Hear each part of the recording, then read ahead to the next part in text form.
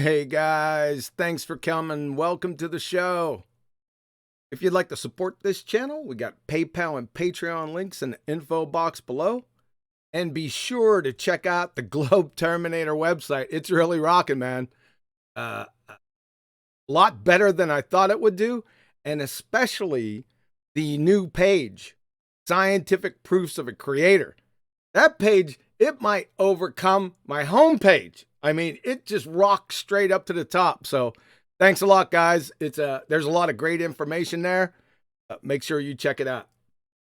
We got a bombasting show today, along with an all-star panel. First off, let me introduce you to them. We have the beautiful Betty Van Velsen. How's it going, Betty? Yeah, it's great. Good evening, everybody. We have the distinguished Adam Meakin. Sir. Good evening, everyone. Evening, Nate, Betty, QE. Hope everyone's well. And the Honorable Nathan Oakley, sir. How are you? Very well. Good evening to you all. Hello to everyone in the live audience. Good to be here. So what are we here for today?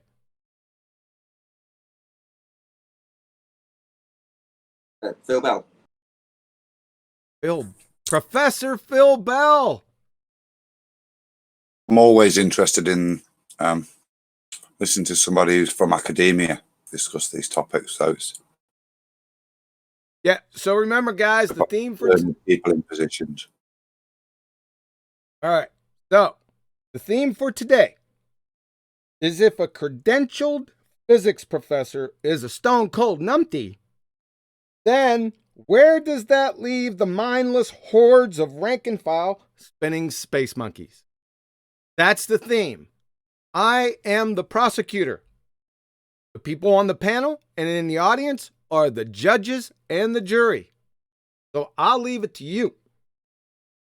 And, well, I'm not going to poison the well beforehand. We'll just go through the presentation and you can make the call.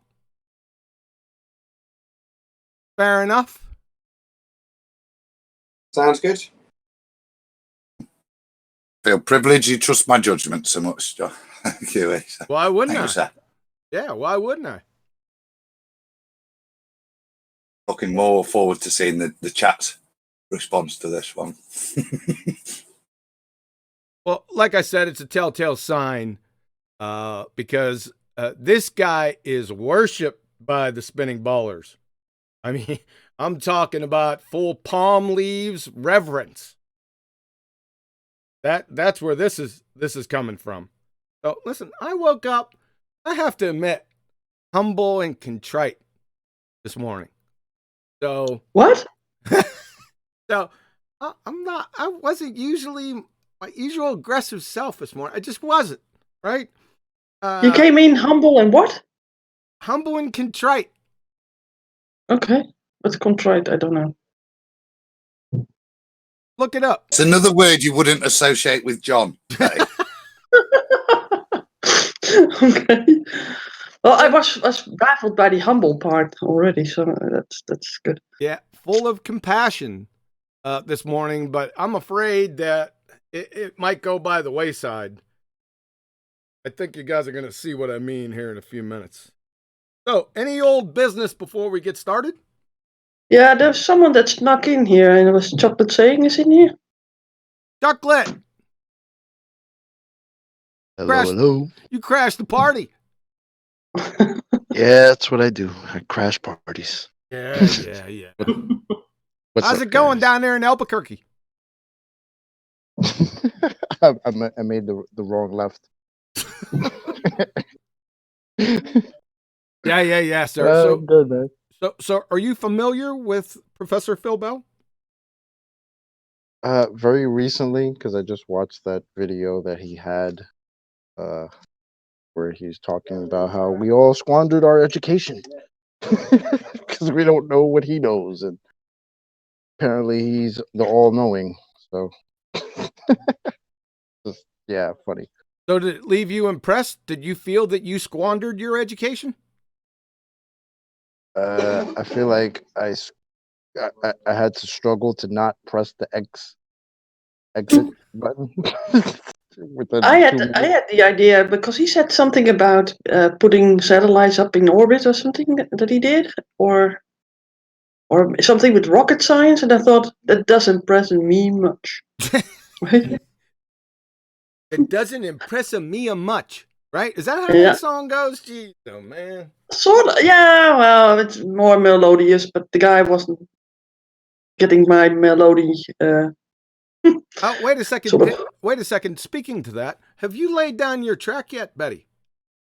No, I did not. Adam.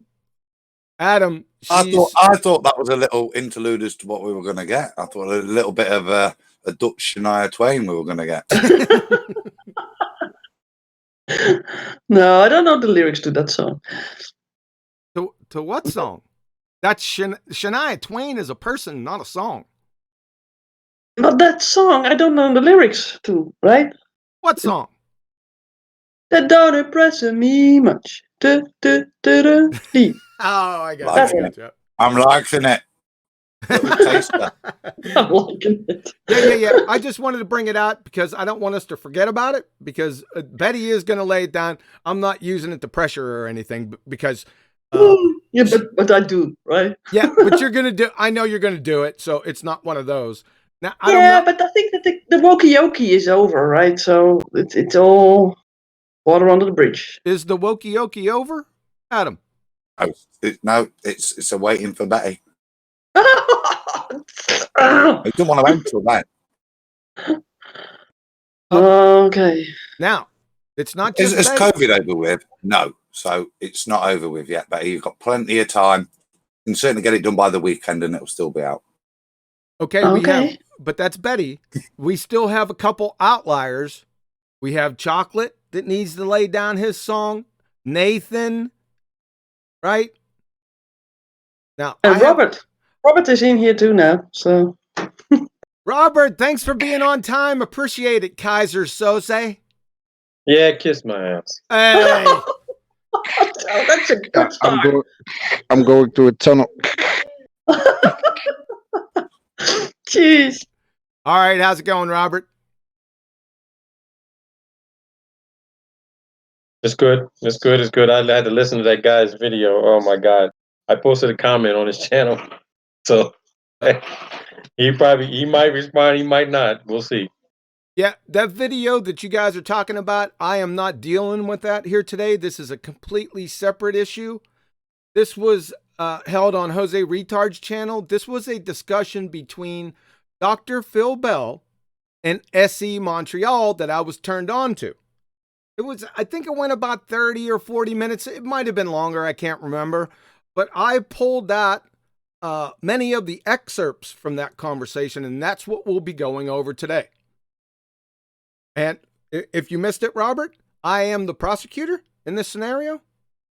You, the panel, and the audience are the judge. I'm not going to poison the well. We're just going to go through step by step. I'm going to play the audio. Now, what I'm going to do is, for many of them, I would say 99% of them, I'm going to play it twice. I'll play it once and then circle back and play it again just to make sure that we understand what he said. Okay? Everyone on that same sheet of music? Yeah? Yep. Yeah, sounds good. Yep. Yeah, let me... okay, Adam, go ahead. Last words? No, all good. All good. All right, let me get hooked up here.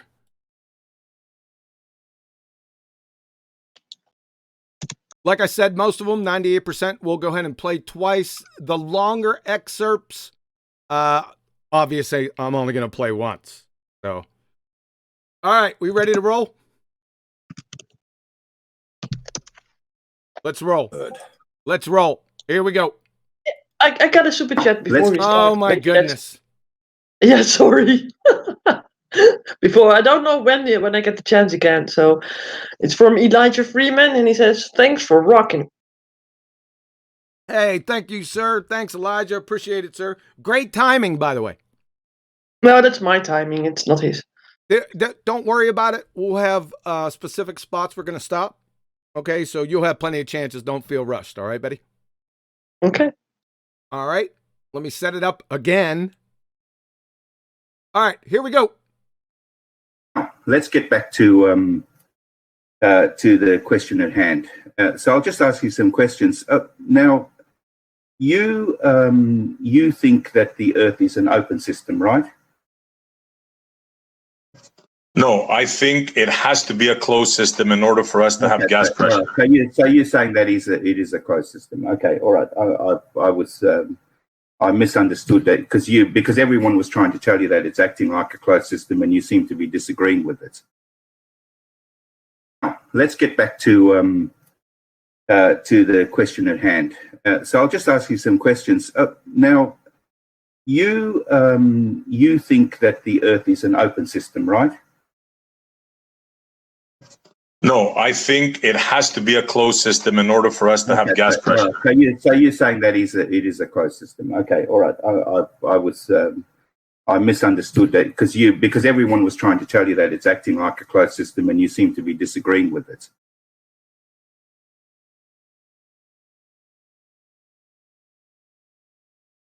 Okay, Professor Numpty Dipshit. You think that the Earth is an open system, right? So you're saying that the Earth is a closed system. Okay, all right. Because everyone was trying to tell you that it was acting like a closed system. You got some problems here. Number one, things don't act like open or closed systems. They either are open or closed. Acting like doesn't factor into it. Number two, it is you, Professor Numpty, and all your spinning space monkey brethren that believe that the Earth is an open system. So I don't know what you're talking about. Again, Professor Numpty, the Earth is a closed system in your fairy tale because we have gas pressure. In your belly laughing fairy tale, that is the spinning space monkey water ball Earth, it must be an open system. Why? Well, let's define what an open system is first. From Chem Libra text. An open system is a system that freely exchanges energy and matter with its surroundings. That is energy and matter. Got it? Number one, the Earth loses metric frigging tons of matter to space every day. Now remember, we're talking in your fairy tale paradigm. In your fairy tale paradigm, the Earth loses metric freaking tons of matter to space every day. From ScienceAlert.com, Earth loses hundreds of tons of atmosphere to space every day. Number two, is the Earth hit by meteorites? That is matter and cosmic debris? According to your mindlessly parroted fairy tale spinning water ball? From Universe Today, estimates vary how much cosmic dust and meteorites enter Earth's atmosphere each day, but range anywhere from 5 to 300 metric tons, with estimates made from satellite data and extrapolations of meteorite falls, right? So, the fairy tale spinning water ball freely exchanges matter with its surroundings. That's check. Does the Earth exchange energy with space? A, incoming energy. Heard of the sun by chance? And B, outgoing energy. From the National Weather Service, the National Oceanic and Atmospheric Administration, the Earth atmosphere energy balance is the balance between incoming energy from the sun and outgoing energy from the Earth. The Earth atmosphere energy balance is achieved as the energy received from the sun balances the energy lost by the Earth back into space. So, the fairy tale spinning water ball freely exchanges energy with its surroundings. Check. Let's summarize. The fairy tale spinning water ball freely exchanges matter with its surroundings, and the fairy tale spinning water ball freely exchanges energy with its surroundings. So it's an open system by definition. Let's go over the definition again from ChemLibra text. An open system is a system that freely exchanges energy and matter with its surroundings. As opposed to a closed system, this is a system that exchanges only energy with its surroundings, not matter. You see the juxtaposition here? In conclusion, the fairy tale spinning space monkey water ball is by definition an open system. Ergo, you're a demonstrated numpty dipshit. You don't even know the tenets of your own fairy tale. Can you explain that to us? Let's continue. Okay, so you understand, and this is tried to be explained to you that the atmosphere is not the same as how we describe gas pressure in a container. Okay, so you understand, and this is tried to be explained to you that the atmosphere is not the same as how we describe gas pressure in a container. Professor Numpty Dipshit, with all due respect, this has been tried to be explained to you that the atmosphere is not the same as we describe gas pressure in a container. Number one, painfully redundant, gas pressure in a container, because the necessary antecedent for gas pressure to exist is a container. So you don't need to say container after gas pressure. From Elmhurst University, Chemistry Department, the pressure of a gas is the force that the gas exerts on the walls of its container. From NASA, the molecules are in constant random motion and frequently collide with each other and with the walls of a container. Because the molecules are in motion, a gas will expand to fill the container. Since the density is defined to be the mass divided by the volume, density depends directly on the size of the container in which a fixed mass of gas is confined. Kinetic molecular theory explanation of Boyle's gas law. Observations about pressure may be explained using the following ideas. The rapid motion and collisions of molecules with the walls of the container causes pressure. That is force on a unit area. That unit area is surface area, by the way. Pressure is proportional to the number of molecular collisions and the force of the collisions in a particular area. Surface area, that is. The more collisions of gas molecules with the walls, the higher the pressure. ChemLibra text. Pressure is caused, again, by gas molecules hitting the walls of the container. With a smaller volume, the gas molecules will hit the walls more frequently, and so the pressure increases. Again, to repeat what you said above, Professor Numpty Dipshit, this has been tried to be explained to you that the atmosphere is not the same as how we describe gas pressure in a container. A, how can you explain, that is, hows and whys, with a description, what's and is's? So you're gonna explain a description of what's and is's by hows and whys? I'd like to see that trick. This is a big problem in Baltardia. The difference between explanations and descriptions. You need to reconcile this, folks. B, you haven't described the atmosphere to properly assess your law of identity violation juxtaposition here.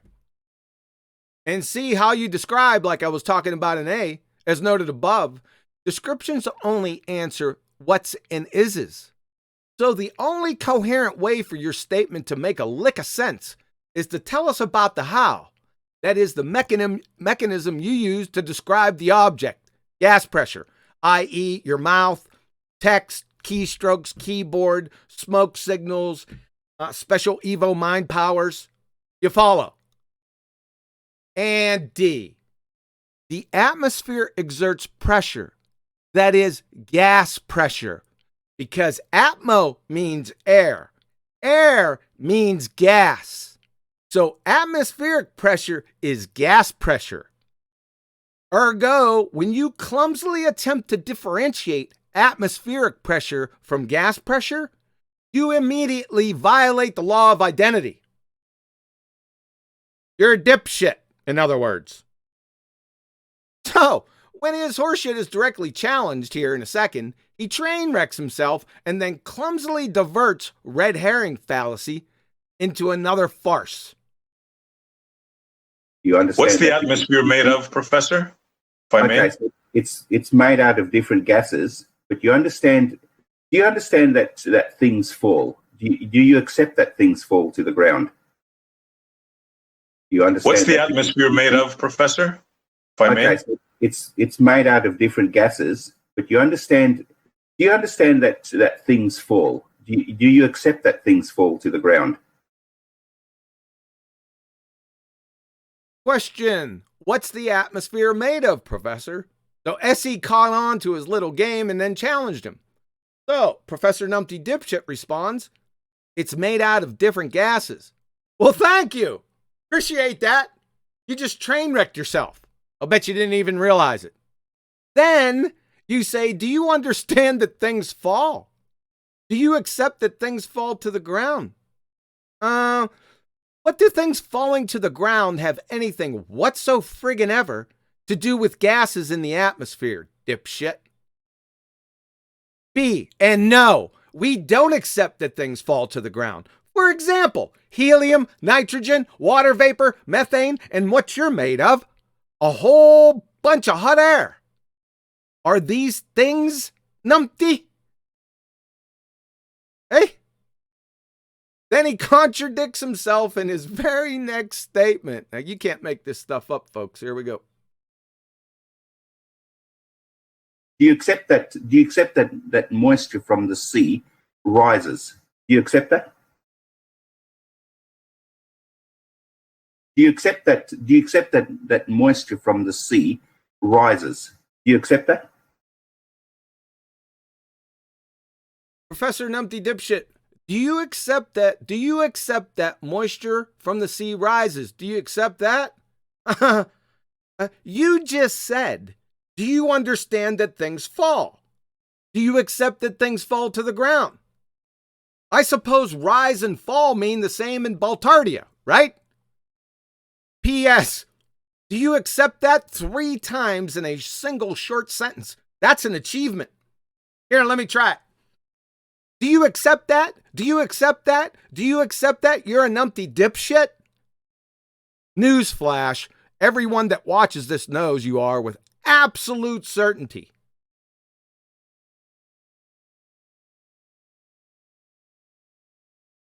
Do you accept that molecules have mass? Do you accept that they weigh, that they have, that yes. They would weigh something? Do you accept that molecules have mass? Do you accept that they weigh, that they have, that yes. They would weigh something?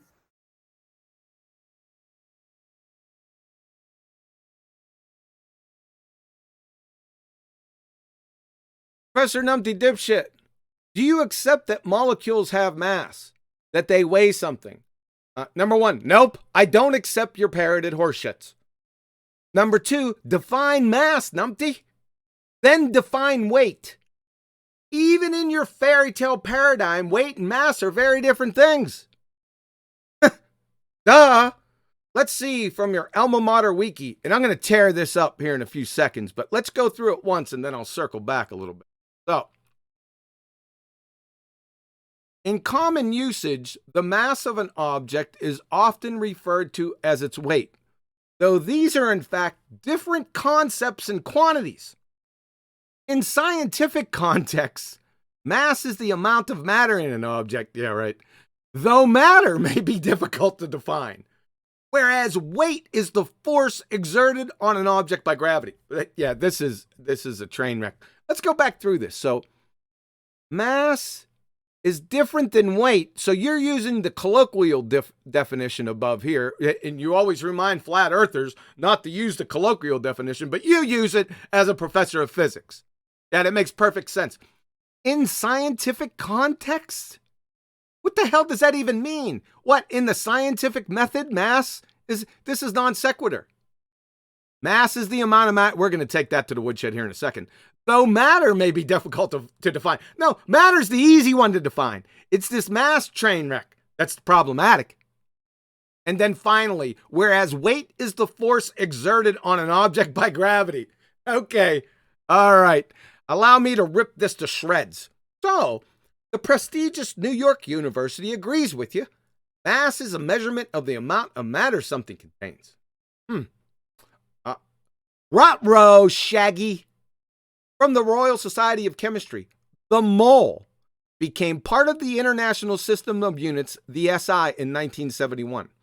Currently, it is defined as the amount of substance that contains as many entities as there are in 0.012 kilograms of carbon-12. Now, that's wrong. That's updated as of now, but don't worry about that.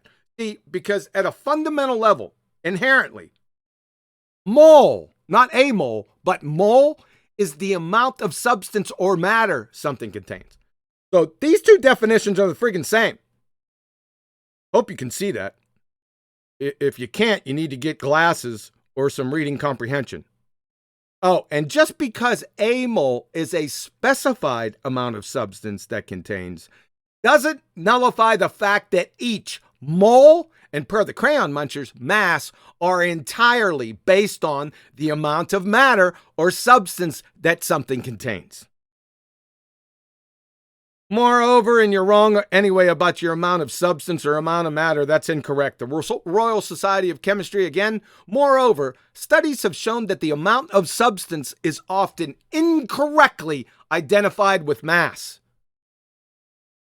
P.S. The new definition of a mole, it contains exactly Avogadro's number times 10 to the 23rd elementary entities. Just FYI. B. Whereas weight is the force exerted on by gravity. Huh? Number one, gravity doesn't frigging exist.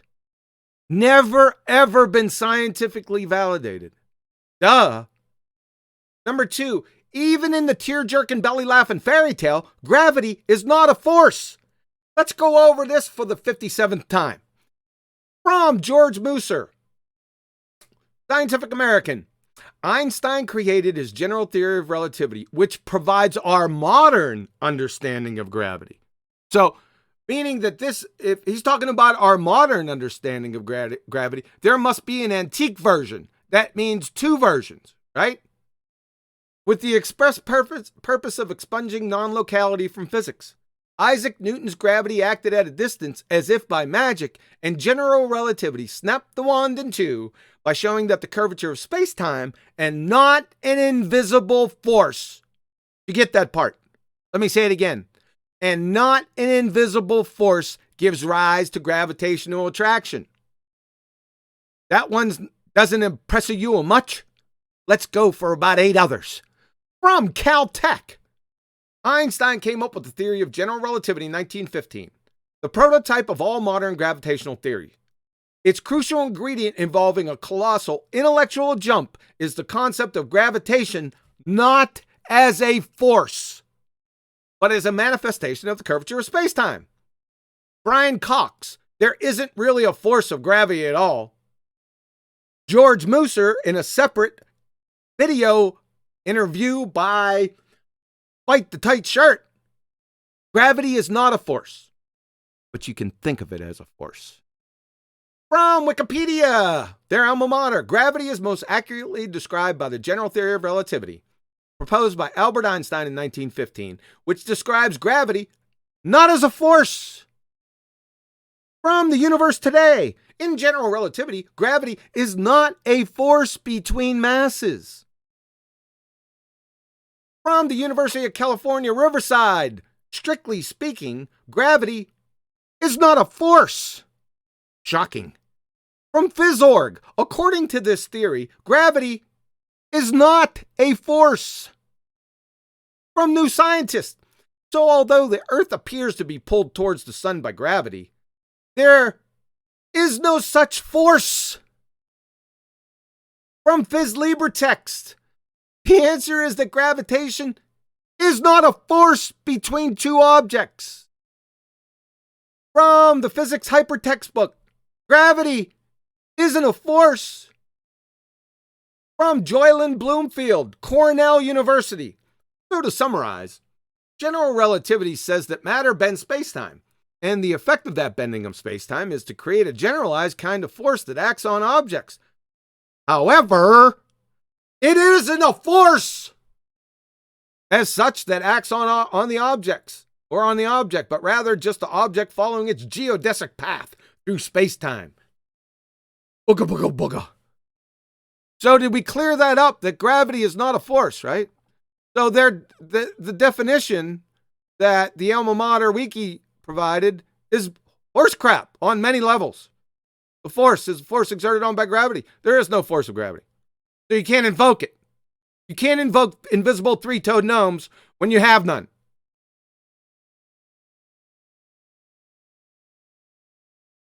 And you accept that weight is a function of both mass and acceleration. And you accept that weight is a function of both mass and acceleration. Professor Numpty dipshit, and you accept that weight is a function of both mass and acceleration? No, I don't accept that. A, you nor anyone else can define mass. B, even in the debunked Newtonian mechanics, F equals ma, not W equal ma. In your fairy tale, whiskey equals Mike Golf. W equal mg. Mg, long time. From the hyperphysics.edu, the weight of an object is the force of gravity. Uh-oh! This is toast, right? There is no force of gravity. I digress. The weight of an object is the force of gravity on the object and may be defined as the mass times the acceleration of gravity. W equal mg, like I said above. See, we just went through quite a lengthy pummeling of gravity not being a force. E, gravity doesn't and has never frigging existed. Not a single sliver of scientific evidence. Therefore, your entire charade here is well beyond poppycock bollocks. You feel me?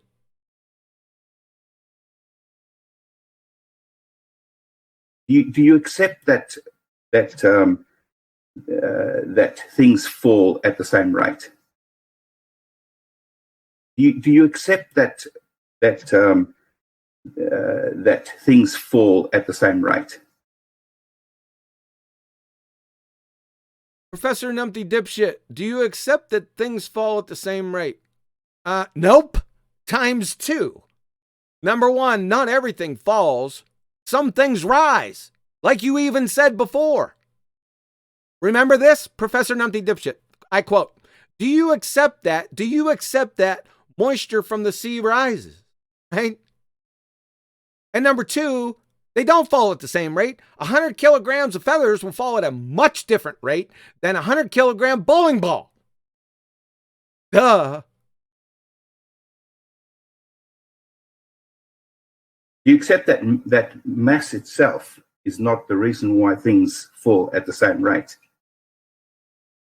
You accept that mass itself is not the reason why things fall at the same rate.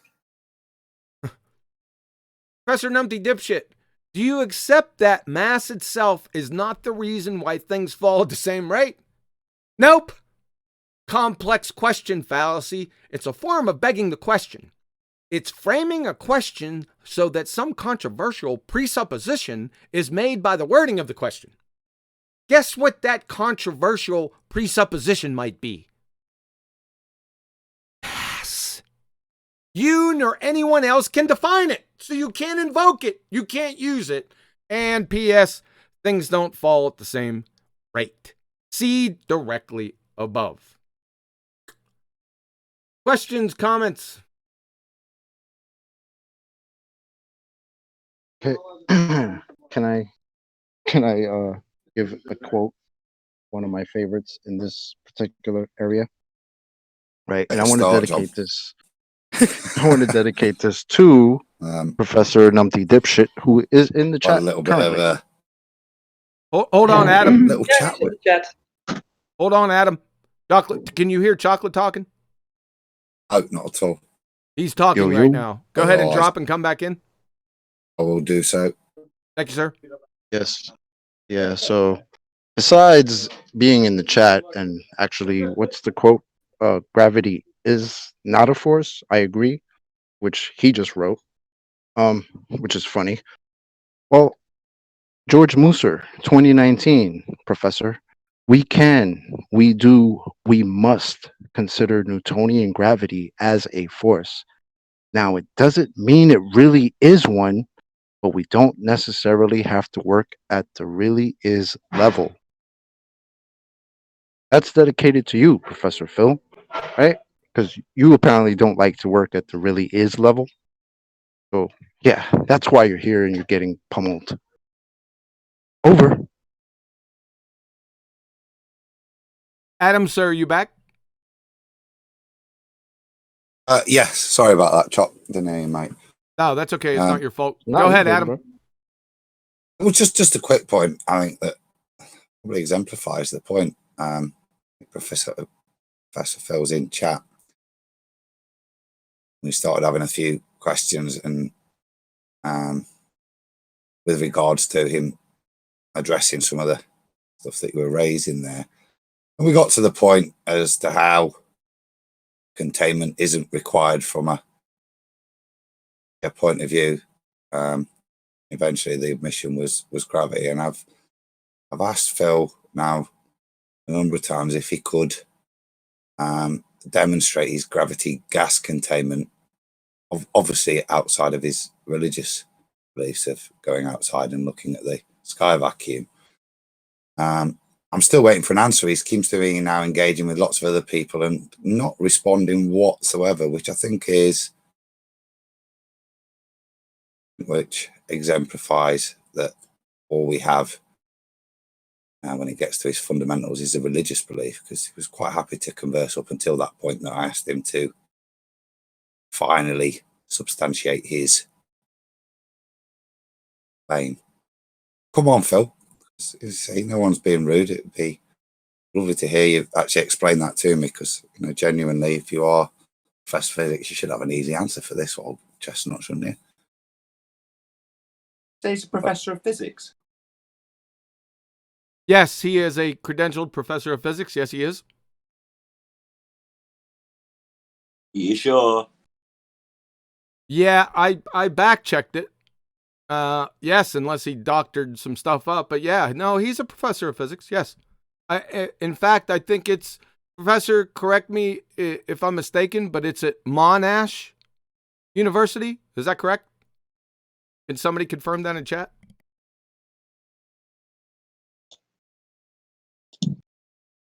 Yeah, that will take a while, maybe. We can move on. I've posted some of the things in Kiwi live chat, if you're interested. 1 second. Go ahead, Nathan. You had a follow-up on that? Well, I'm just intrigued at the level of doublespeak, really. He's getting his opponent to affirm that things rise up. I think he talked about evaporation off the sea. And then later or earlier, it doesn't really matter, gets the same person to confirm that objects fall down, go boom, boom.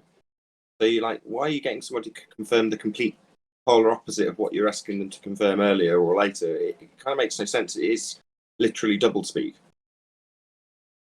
You ain't seen anything yet. You know these things of mass, these gas particles of mass, and I was thinking about weighing mass, and I'm trying to be kind.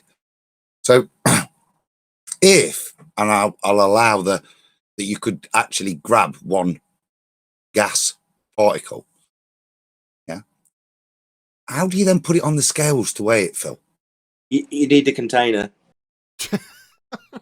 Even then, how do you weigh it on your scales? My second supplementary to this is if we went and we had a solid in space, how do we weigh that in space? When we go to space and we put it on the scales, does it give us the mass? Because gravity's not there, Phil. Space isn't real, Adam. I don't know if you realise this. It's a violation of natural law. You Oh, can't have Professor- gas pressure without a container, so you're not going to be taking any gases to space to weigh them because there is no space. Just to bring that to you. Professor In a Bill thought says experiment. that math is the sum of what did he say? It was somewhere here. Wait a minute. Oh, sorry. Okay. Mass is the sum of all protons and neutrons in an object. That's incorrect, and I already exposed that. Don't come back with something I just train wrecked. Betty, the only question hold on. That you cherry picked his Yeah, words. he doesn't even know what cherry pick. He can't say cherry pick. Now, Professor Phil Bell, at the end of this show, Betty is going to provide you a link so you can join. Already did. After the show, you can come in and with your inane bollocks. I don't see how you can do it because this is just the first shot across the bow. I don't know how you can show your face ever again. I'm sorry. To me, I don't mean any disrespect, right? But with me, you have to earn respect. Respect doesn't come from a title, sir. Do you understand me? You will have plenty of time to defend this. Like I said, you ain't going to be able to defend this. This is just just wait. Right? Now, Betty, the only question I asked him was I correct with his Monash University? I just want him to confirm. Other than that, I don't want to deal anything with the chat. Okay. Thank you. Well, he didn't say so. I'd like to read something based on what he said regarding what mass is. This came from the Fermi Lab. Actually, it's an article by Mary and Ian Butterworth from Imperial College of London and Doris and Vidger Teplitz of the Southern Methodist University in Dallas, Texas. Here we go. We do not know, however, how the particles get their masses. Why are the masses what they are? What are the ratios of masses what they are? Why we can't be said to understand the constitutions of matter if we don't have a satisfactory answer to the question. That's all I wanted to contribute. Yeah, well, they don't know. And you ready for this? That came from the Fermi Lab. I got you, Robert. Physics. I got you, Robert, but they didn't define mass either. Well, that's the whole point of what I just said is that he's talking to Betty about what the mass is the sum of, but they just admitted they don't even know how anything gets its mass. And they said until that question can be answered, you can't define it at all. Fair enough.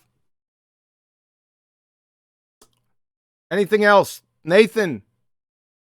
Anything else, Just sir, got on my this? old chestnut, John. Say again? On that. I've just got my old chestnut, and I'll go back to my first year at uni when things and said to a lecturer, you know, well, sir, we need to calculate this mass properly. We need to know what our altitude, height, etc., so that if we're properly weighing out micrograms for drugs, we know exactly what we're doing with regards to the effect of gravity in terms of its effect on weight. And the old professor gave me a rebuttal, which summarized basically said, Adam, mass is something that is kind of made up. It's a function of the only thing we can measure, which is something's weight. And in the old days, it used to be called atomic weight. As they've got and adjusted the nomenclature, they moved it to atomic mass to indicate as if it is something definable different. As you see there, they can't define it, they can't measure it, you can't weigh it. And as I flippantly said in space, if weight, how do you weigh something if in their model the only way in which it has to have the component of gravity to have any weight? So what is mass then in their world? And as I said, I was always told it's just something that leave it alone. Us chemists are fine with weight because that's real and measurable, and leave that to the theoretical physicists because that's all it's for, is mathematics. Yeah, I knew it back at university too. I knew it too, and I asked more or less the same question and got the same answer. So I just dismissed it just because they just making shit up for their story to come true. Well, that ain't happening here. Buck stops here. Nathan, sir, any final thoughts before we continue? Other than I haven't heard this yet, so I'm looking forward to hearing scientific evidence. He's a professor of physics, should be full of it, which is great. So looking forward to moving on. Can I shout out a super chat? Yes, go ahead, Betty. Okay. We got one from Mason B, and he says, QE, Phil Bell is clearly scared to join the show. I don't listen. I'm not into defining people's motives or their feelings. I got what you said. Thanks for the super chat, but that I'm not in that business. Right? And if you're looking for scientific evidence from Dr. Phil Bell, you've come to the wrong place. Like I said, this is the first shot across the bow. You aren't going to believe the rest of this. I promise you. Look out. Let's continue.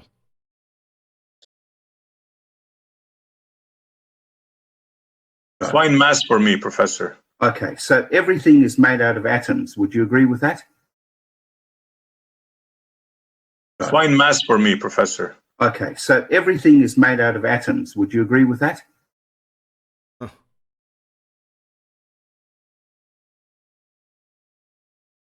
Question. So, SE Montreal, good on you. He asked him to define mass for me, Professor. So, Professor Numpty Dipshit's response, okay, so everything is made out of atoms. You agree with that? Nope. Number one, you didn't answer the very simple question, define mass. Just define it. Number two, not everything is made out of atoms, Professor. Photons are not made out of atoms. Electrons are not made out of atoms. Protons are not made out of atoms. Neither are neutrons. Other fermions aren't made out of atoms. Or other bosons aren't made out of atoms either, Professor. You're a professor of physics and you said that? Jeez. Now for the dog and pony. This is some more Elmer Fudd dog and pony show that would make Elmer Fudd blush. I'm going to play this through and then circle back. And you'd agree that this is the same water that goes that entropy takes up in the air and eventually drops it as well. Do you agree that the stuff going up is H2O? And you agree that when it does become a gas, it rises up, and then eventually, if there's enough of it, it'll come down as rain. Would you agree with that? So you agree that gases have mass and that they are attracted to the Earth. Things that have mass will fall to the Earth at the same rate. We agree with that? This is why we have an atmosphere, because all the gas molecules fall to the Earth at the same rate. All right, I'm going to go and you'd agree again? that this is the same water that goes that entropy takes up in the air and eventually drops it as well. So the professor says you'd agree that entropy takes it up in the air and eventually drops it as well? Nope. Reification fallacy times 2. Entropy is a concept. It's not picking anything up or dropping it. And by the way, you still haven't answered his question. Define mass. Do you agree that the stuff going up is H2O? Do you agree that the stuff going up is H2O? From Professor. Yeah, I agree with that. P.S. You still haven't answered his question there, Professor. The question is, define mass. And you agree that when it does become a gas, it rises up, and then eventually, if there's enough of it, it'll come down as rain. Would you agree with that? Mr. Trixies, I caught you. So, Professor Numpty Dipshit, and you agree when it does become a gas, it rises. And then eventually, if there's enough of it, it will come down as rain. Would you agree with that? You guys catch that? I'll let you in on it. Yes and yes, conditionally. The water gas, inside joke, when it condenses to a liquid, falls back to Earth. Not the gas. I caught you with your little tricksies. In fact, I don't think you're smart enough to think that even put that in as a trick. I just think you just blurted it out. P.S. You still haven't answered his question, define mass. So you agree that gases have mass and that they are attracted to the Earth?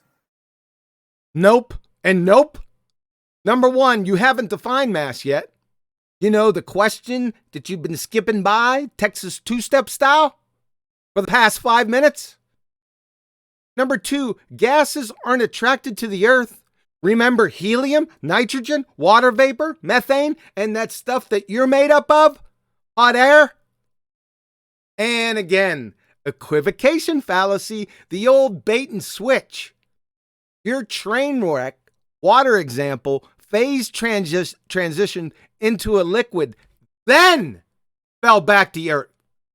Not the gas. The gas didn't fall back to the Earth, Professor. The liquid rain fell back to the Earth. You're busted. And you still haven't answered his question, define mass yet. Back to the previous circle jerk. Things that have mass will fall to the Earth at the same rate. We agree with that? Frigging no. For the third time. Number one, begging the question fallacy because you haven't defined mass yet. Number two, we already showed previously that things that do fall to the Earth, not everything, do not fall at the same rate. And P.S., guess what? You still haven't answered his question. Define mass. This is why we have an atmosphere, because all the gas molecules fall to the Earth at the same rate. Unbelievable. Professor Numpty Dipshit, this is why we have an atmosphere, because all the gas molecules fall to the Earth at the same rate.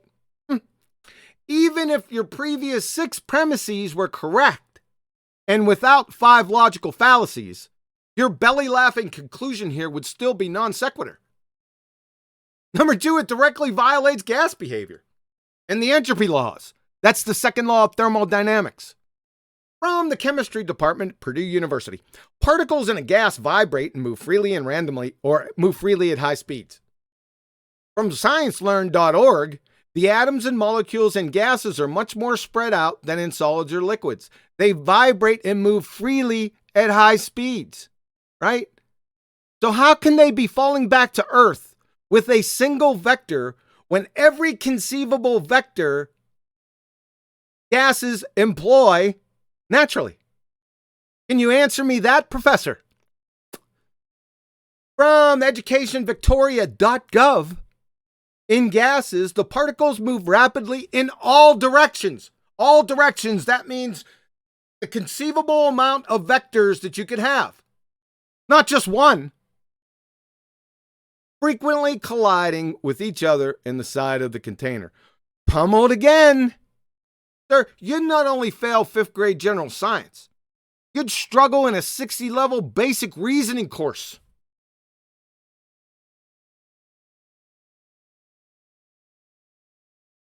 All those gas molecules that we agreed that go up, right? Mm-hmm.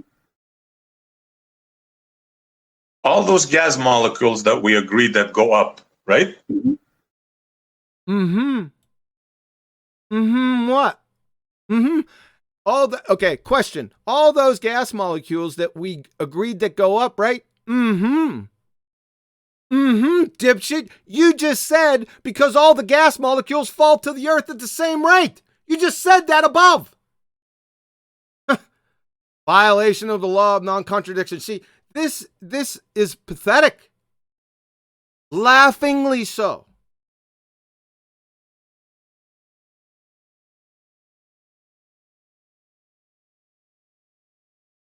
They don't have sufficient energy to be able to overcome the 9.8 meters per second squared that they would need to get away. They don't have sufficient energy to be able to overcome the 9.8 meters per second squared that they would need to get away. Professor Numpty Dipshit, gas molecules, they don't have sufficient energy to be able to overcome the 9.8 meters per second squared that they would need to get away. What in the world are you talking about? Where'd you get 9.8 meters per second squared? Number one. And even if you could contrive it, how on earth does this apply to gases? Por favor. Number three, apparently these gas molecules had sufficient energy. ScienceAlert.com, like I went over before. Earth loses hundreds of tons of atmosphere to space every day, even from your own fairy tale. So what the hell are you talking about? Professor Numpty dipshit. Listen to this closely. The kinetic energy of gases is directly proportional to temperature. From introductory chemistry, the average kinetic energy of gas particles is proportional to the absolute temperature of the gas. And all gases at the same temperature have the same average kinetic energy. So, Mr. Magoo, heard of the thermosphere by chance? Peradventure? Where temperatures can reach better than 3,000 degrees Fahrenheit. They're gaining energy. Oh, brother. I don't know, friends. Even though that the gas law states that there needs, for it to be gas, you have to have walls for the gas to bounce off to create the pressure as stated in PSI. No, and that is precisely where you're mistaken. Okay, where your knowledge just isn't sufficient. Okay, so let me help you with that. Even though that the gas law states that there needs, for it to be gas, you have to have walls for the gas to bounce off to create the pressure as stated in PSI. No, and that is precisely where you're mistaken. Okay, where your knowledge just isn't sufficient. Okay, so let me help you with that. You're gonna help us with that. I wouldn't trust you to open up a damn dairy sucker by yourself. Professor Numpty dipshit, nah, and that is precisely where you're mistaken, okay? Where your knowledge just isn't sufficient, okay? Let me help you with that. Dipshit, you couldn't teach the bionic woman hearing if you drug her around the nitroglycerin plant in a friggin' dump truck. From Elmhurst University Chemistry Department, again. The pressure of a gas is the force that the gas exerts on the walls of its container. From sciencelearn.org, the atoms and molecules in gases are much more spread out than in solids or liquids. They vibrate and move freely at high speeds. A gas will fill any container, but if the container is not sealed, the gas will escape. Will. From NASA again. The molecules are in constant random motion and frequently collide with each other with the walls of a container. Because the molecules are in motion, a gas will expand to fill the container. Since density is defined to be the mass divided by the volume, density depends directly on the size of the container in which a fixed mass of gas is confined. Kinetic molecular theory, explanation of Boyle's gas law. We'll just go through these briefly. The rapid motion and collisions of molecules with the walls of the container causes pressure. That means if you don't have rapid motion with the collisions with the molecules and with the walls of the container, you don't have gas pressure. You follow? Probably not. The more collisions of gas molecules with the walls, that's the container walls, the higher the pressure. And Chem Libre text, pressure is caused, just echoing from above, pressure is caused by gas molecules hitting the walls of the container, right? With a smaller volume, the gas molecules will hit the walls more frequently, and so the pressure increases. Now he's going to circle back and rinse and repeat the same nonsense he just claimed less than 2 minutes ago. Okay, so what happens is that the gas molecules do rise, and they rise up to a stage. Once they reach a stage where they no longer have sufficient energy to be able to overcome gravity. Okay, so what happens is that the gas molecules do rise, and they rise up to a stage. Once they reach a stage where where they no longer have sufficient energy to be able to overcome gravity. Okay, scroll up to Blue because he just did this a few minutes ago. Here it is. They don't have sufficient energy to be able to overcome the 9.8 meters per second squared that they would need to get away. Same thing, just repeated the same, rinse and repeat, right? Okay, I'll do the same thing. What in the world? Where'd you get 9.8 meters per second squared from? Huh? And even if you do contrive that, how on earth does this apply to gases? And number 3, apparently these had sufficient energy. From sciencealert.com, Earth loses hundreds of tons of atmosphere to space every day. They had sufficient energy there, Professor. And kinetic energy of gases directly proportional to temperature. Yeah, absolute temperature, kinetic energy, Professor. So, heard of the thermosphere, right? Where temps can reach better than 3,000 degrees Fahrenheit. They're gaining energy, Professor, because of the absolute temperature. My word. Questions, comments? Can I just summarize for the audience's benefit? Because they might not necessarily keep track of why this is so important. The Earth in the spinning ball space monkey religion is a pressurized system. In other words, we have gas pressure, we're breathing it. Now that pressurized system is flying at unbelievable speeds through a vacuum and not dispersing. So to get around this little problem, we have almost open systems and partially closed systems and things that he's describing in terms of gravity and not actual force, bringing the gas that he's insisting and getting agreements that are all traveling up to come back down at 9.8 meters per second, or not be able to overcome a force of 9.8 meters per second to escape in their open system in a vacuum. So ultimately speaking, just for the audience's benefit, outer space, the sky vacuum, is fake. We have gas pressure. Gas expands in all directions to fill the available volume as per the second law of thermodynamics. And what Prof, very questionable, that Prof bit, has he actually confirmed, Betty, from the chat, that we have his credentials correct? Because from day one, I've quoted him back as saying things like, a hypothesis is, in all caps, not a prediction. And then I've replied with Prof, open brackets, very questionable, Bill Bell. And I just wondered if he's actually confirmed his credentials, because so far, I'm struggling to believe that this guy's got credentials in physics. It just doesn't make sense. No, I haven't seen it. He hasn't posted it in the chat. I'm finding it from day one. I'll just repeat it. I find his claim of credentials extremely questionable based on what he's saying in this discussion with SE Montreal. He just doesn't seem smart enough. To know the way of putting it.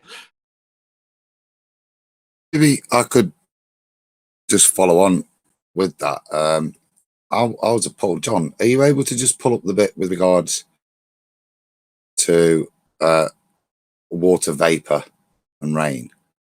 And just to put that there, I think certainly from my point of view, and maybe which part was that? Which part was that, Adam? Could we do it without pulling it up? Yeah. There's no need. It's basically the part where he's addressing this initially early on, exactly what we've talked about. Oh, with the equivocation demonstration. With the equivocation, so, he equivocated, right? With in between the phase transitions, where he said the gas went up and then he said it falls back down. Well, the gases didn't fall back down; it condensed into liquid water and then it fell back down. And for me, there's one or two things. Either you've got a man who's intellectually incompetent, or he's actually setting out to deceive. And that one really does exemplify it, because there's lots of ways you could do it, but that's purposefully ignoring that you're dealing with vapor, gas-like behavior, and then actual liquid behavior suddenly suspended in midair. As I say, so that even raises a question of competence or integrity to me. And see Phil's planning a rebuttal, and genuinely, mate, what is your game there? Now, you either are a professor or you're not. Now, a professor would know that difference. Well, as I say again, sir, are you incompetent or intentionally going out to deceive? Because that quotation, really, you need to address. You are a professor, you would properly. You'd have integrity. Thanks, Adam. Over. Thanks, Adam. Appreciate that. Chocolate. I mean, I don't know. I don't know what to say after hearing some of what I heard. It's just nonsensical buffoonery. So I don't know. I'm very curious myself as to whether he is actually a real professor, because there's things that he's saying that I'm like, I don't understand why he would say these things. So I don't know. I don't got not much for this guy. Hey, John, did he say he had a PhD in physics? All I know is that he is a professor at University Monash, Monash, Mike Oscar November Alpha Sierra Hotel.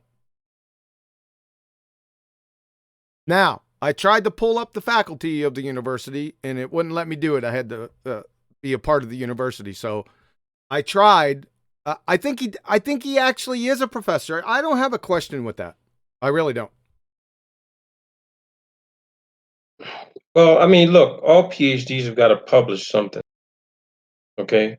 Understood. I'd like to know what he's published anywhere, because I'm currently a graduate student and I can access data on every single research database around the planet. And I'm talking about okay, whatever. I can easily just type in his name right now and find out and look at a paper that he might have published, he might have co-authored, or he's done research on. He can't have a PhD and not have written anything, never published anything at all. Well, yeah, he has to have a thesis. It would have to be out there, yeah. I didn't check. I didn't check that. I mean, for me, I like to, do due diligence on my references, resources, and citations. So I'm not going to use his information as qualitative research citation unless I determine that the quality of the product he produced for his audience is worthy of even citation mention. So I really don't care. I really don't care for this argument anymore. The guy's saying he's got a PhD. Cut off, Robert.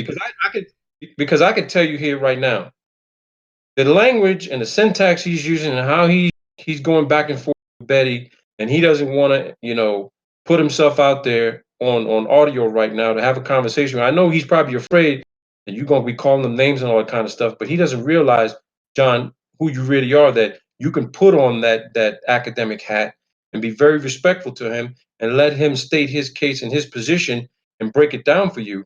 I would. Or he's just going to go back on his video after this one and say the same old thing that he's saying before. It's just going to be a name calling thing back and forth. And this is not even worthy of debate anymore. So I want to know, where have you published anything at online at anywhere? I don't care who you did it for. You had to co-author a paper with someone. You had to write a thesis. I want to know what's the title of it, and I can pull it up right now for everyone listening to this show to read. Everyone. That's fair enough, Robert. Your request is out. I don't need that. All I need, just personally, is just the words that are coming out of his mouth up to this point. Prepare yourself. This ain't over yet. It becomes more shocking. Okay? Yeah, I need to shout out the super chat before you do that. Just one bit on that, Bay. I sometimes are given credit for my credentials, and frankly, they're irrelevant. Mike, discipline, please. If you can't construct a coherent argument, that's the point. Whatever title you bring it anywhere, in any discussion, any intellectual or academic discussion, particularly academia, everybody's got titles, haven't they? They're irrelevant. What is it? important is the quality of the discussion. And I raise it again. I tried to have some of that in a polite way with Phil, but there doesn't appear to be any content. And all I'd appeal to him is provide some content. That's what we're showing here, is what you have said has no content. And in many cases is contradictory. And in some, as I highlighted, actually is downright deceptive. Address those points. I don't care what your title is either, mate, frankly, Phil. Yeah. But address the points at issue. Thanks, Adam. Betty? Yeah, the super chat. Yes, please. It's from Rakia Live, and he says, and he set me up now.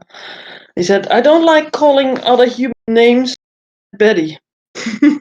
And then it comes. Phil Bell is stupid. Mood. There you go. Thanks, Dave. Appreciate it, sir. And you're right, Adam. I mean, I would afford him the courtesy. I think it's a little bit too late now because I've been through all this. This is a joke. All right? If I pulled Joe Snuffy off the street, he could have gave me more. His answers would have more veracity. I don't care who it was. I could go get my neighbor right now, and especially with this next question. Or this next statement, you're not going to believe this. Okay, just hold on. Are we done? We ready to continue? Good here, mate. Yep. Let me see where I'm at. Give me one moment.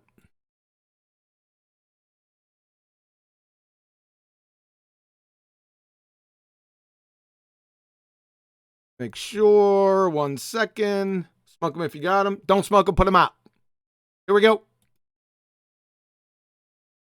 Which gravity are we referring to, Professor? Let's define terms. There is only one gravity, Montreal. I'm afraid you're mistaken, sir, on that. No, there's only one. So let me explain. You heard of Newton, sir? You heard of Newton? Yeah. You're asking me, a professor of physics, if I heard. Yes, because this professor of physics is claiming that there's only one gravity. Yes, there is only one gravity. There's gravity falls to the ground. Let me explain to you a little bit about this, just so perhaps you'll understand. Which gravity are we referring to, Professor? Let's define terms. There is only one gravity, Montreal. I'm afraid you're mistaken, sir, on that. No, there's only one. So let me explain. You heard of Newton, sir? You heard of Newton? Yeah. You're asking me, a professor of physics, if I heard. Yes, because this professor of physics is claiming that there's only one gravity. Yes, there is only one gravity. There's gravity falls to the ground. Let me explain to you a little bit about this, just so perhaps you'll understand. Gravity falls to the ground. Professor Numpty dipshit, there is only one gravity. You're asking me, a professor of physics, you bet your ass we are, if I heard of Newton. Yes, there's only one gravity. Gravity falls to the ground. Number one, gravity falls to the ground? You'll have to forgive me. Are you retarded? Seriously. Obviously rhetorical at this point. Number two, there are two gravities. Newton's law of universal gravitation and Einstein's general theory of relativity, Professor. This is middle school. Intro to physics, folks. And they already know it. I don't even have to provide citation with this, do I? But I will. For the record. Back to George Mooser. Einstein created his general theory of relativity, which provides our modern understanding of gravity, implying that there's an antiquated version, right? With the express purpose of expunging non-locality from physics, Isaac Newton's gravity acted as a distance, as if by magic, and general relativity snapped the wand in two by showing that the curvature of space-time, and not an invisible force, gives rise to gravitational attraction, right? And then beyond Thunderdome. You see this, Professor? From NASA, Lessons for Students. There are two versions of gravity, Newton and Einstein. Do I need to define the difference between 1 and 2 for you? Think you can get out of this? Huh? This is This flamethrower to the face is tantamount to a certified neurosurgeon stating that there's only one part of the brain. Pathetic. This is pathetic. I'm embarrassed for you. John, man, forgive me, man, for interrupting. Dude, look, you know I got much respect for you, brother. You know I know how to do my due diligence. Look, while you're talking, this guy's not even listed at that university. I gained access where you couldn't. He is not even listed there. He said he's a professor of physics. He's not on the staff. He's not on research staff. He don't even teach there. Okay? I'm calling him on his bullshit. All right, Don't Robert. waste your time with this dude, man. This dude is just another troll, man. Robert, I hear you. I got you. But I'm going to have to go through to the end of this. I got you. I understand where you're coming from. I don't want to go down that lane, but I hear you. Thank you.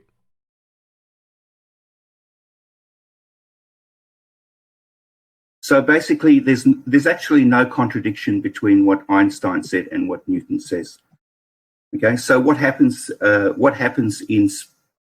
with the furrows and the well of space-time as large objects create a well and furrow through space-time, things fall towards it.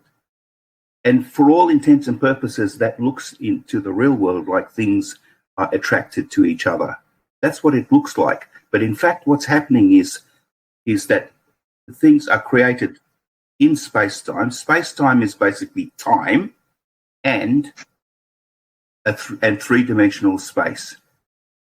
These things are intrinsically linked, and as things go through space-time, they create a well.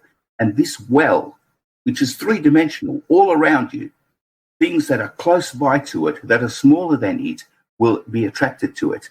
Now, you don't see things being attracted to you because the mass of the Earth, the massive well that the Earth creates, attracts everything to it long before anything gets attracted to you. So, of course, you wouldn't be, your things being attracted to you will be negligible.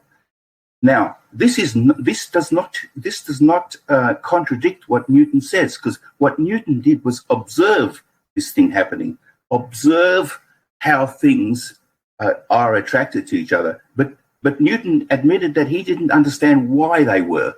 So Einstein came up and said, look, this is why things are attracted to each other. But there's absolutely no contradiction. Folks, that was a little bit longer run right there, so obviously I'm not going to play that again. Hope you're listening closely. Here's just the highlights. Professor Numpty Dipshit. So basically, there's actually no contradiction between what Einstein said and what Newton says. What Newton did was observe how things are attracted to each other, but admitted he didn't understand why they were. So Einstein came up and said, look, this is why things are attracted to each other, but there's absolutely no contradiction. Poppycock horse shit. Number one, the how, mechanism, and why. So the how and why are explanations, are the business of scientific theories. Isaac Newton never proposed an actual scientific theory in his life. And certainly no scientific theory of gravity when he said he didn't even feign a hypothesis from the Principia itself. Sir Isaac Newton, I have not as yet been able to discover the reason for these properties of gravity from phenomena, and I do not feign hypotheses. So he didn't feign a hypothesis. To have a scientific theory, scientific theories are validated, confirmed hypotheses, right? So this isn't science. He makes no hypothesis because he can't. It's nonsensical. It's not science, period. Number 1A, natural laws are merely descriptions of the what's and is's. So at best, Newton proposed a law, which he didn't, by the way, that is now debunked. Helium balloons. That's all I need to say is helium balloon. Number 2, Reverend Michelle Cavendish C.V. Boy's gravity. That's the real gravity. It's not Newton's gravity. I just say Newton so everyone will recognize it, but it's really Reverend Michelle Cavendish C.V. Boy's and Weird Al's gravity are not the same. Let's go through the reasons why. A, scientific theories never, ever explain laws. Ever! You tosser. You'd fail 5th grade general science. If Einstein explained Newton's laws, then Newton wouldn't have a law anymore. For God's sake. B, Newtonian gravity is a force. Einsteinian gravity is not a force. Newton, the law of superposition applies. Einsteinian, the law of superposition does not apply. They're not even in the same geometry, for crying out loud. Newtonian gravity is Euclidean 3 space, where Einsteinian gravity is pseudo-Riemannian 4 space. Newtonian gravity is instantaneous actions at a distance. Einsteinian gravity is limited to the speed of light. Drunken sailors and field goal posts have more in common than Newton and Einstein's fairy tales. You're just making shit up. And ass clown. I love this. It's one of my favorite parts. I'm going to put some backbone into this. You ready? There are no known solutions for any of Einstein's field equations for 2 or more masses. Let me say that again. There are no known solutions for any of Einstein's field equations for 2 or more masses. Number one, why are we even talking about field equations when equations have nothing to do with the scientific method or science whatsoever? Show me a field equation theory. Please. Somebody. So no known solutions. Let's get back to this. No known solutions, right? You think I'm kidding? From your alma mater wiki. As the field equations are nonlinear, they cannot always be completely solved, i.e., without making approximations. For example, there is no known complete solution for a space-time with 2 massive bodies in it, which is a theoretical model of binary star system, Yeah, sure. Now, in your fairy tale spinning ball space monkey ball Earth, right? If you look up in the sky, are there 2 or more masses up there? You think? If there is, guess what? You can't use any of Einstein's field equations. P.S. You see that nonlinear phrase up yonder? That means the law of superposition does not hold. That is, you can't arbitrarily add additional masses to any of Einstein's field equations. You don't even know what mass is. You can't add them anyway. Einstein's field equations describe. How can they describe? It has to be a theory which explains. I digress. Einstein's field equations describe a universe with A, only one mass, or B, a completely empty friggin' universe. Like I said above, just like there are no married bachelors, there are no scientific theory equations. For fuck's sake. And another tiny little problem from Warwick University in the UK. The problem is that the equations, that is Einstein's field equations, require that energy and momentum to be defined precisely at every space-time point, which contradicts the uncertainty principle for quantum states. This is not just a problem at high energies or short distances, it's a conceptual incompatibility that applies in every single lab. This is a joke. Joke. Questions, comments? Shout out to Warwick University. Woo, woo, woo. You leave Warwick alone. John, look in the chat on YouTube. This guy is saying that he never Monash University. Okay, so he's calling you a liar. I'm just saying that's what I found. I'm not lying. That's what I found on the No, internet. I'm just saying. I don't This care. guy won't even say. I want to know, because I mean, you're arguing with a rock. The rock don't argue back. You just pick it up and fucking throw it across the goddamn fucking flat goddamn water. Listen, hold on a second, Robert. If I made a mistake, it wasn't intentional. I didn't intentionally deceive.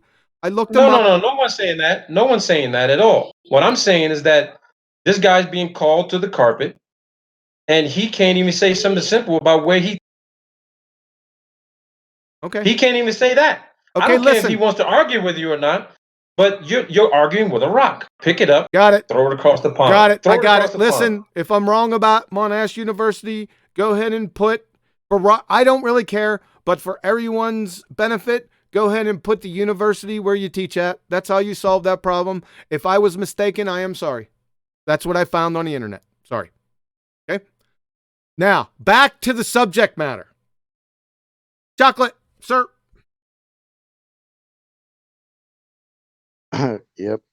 I don't know.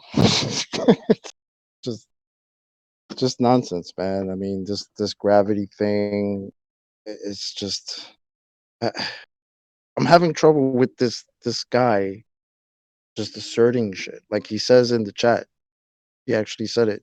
Gravity's not a force. He agrees, but then he in voice he'll say something like, "Oh, the force of gravity." Is like, do you not understand what you're saying, Prof? do you not get, even in your mainstream nonsensical science, which apparently you teach, it's not a force. So what are you doing? How are you teaching this crap? I mean, I don't know. I'm done. I'm at work. I can't even. Adam, sir. Sorry.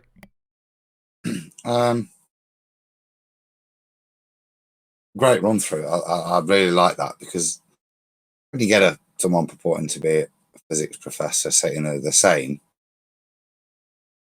of a nice dissection like that really takes it apart. So I won't elaborate there. I just think it's again fail question of incompetence, or it's such a fundamental statement that you make there that John addresses in such great detail that it does, again, for me, of competence or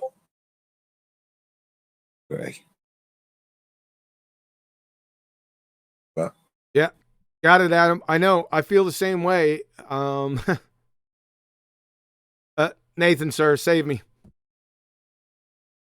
You're probably going to hate me. I mean, typically I'd agree with Adam. His appeal was to being a professor when he's saying there's only one gravity. Now, obviously, there's not. Completely, you've gone over this already. One pseudo-Riemannian 4 space, one's Euclidean 3 space. They're not in the same ballpark. But that aside, his appeal with authority may work on some audience members. Is you're asking a professor. So in that respect, I'm so torn, because typically it doesn't matter. I've made great long speeches about it doesn't matter if you're a jailbird giving your evidence from behind closed walls. If you put a coherent argument together, we'll listen to it and address it, or not address it if it's a great argument.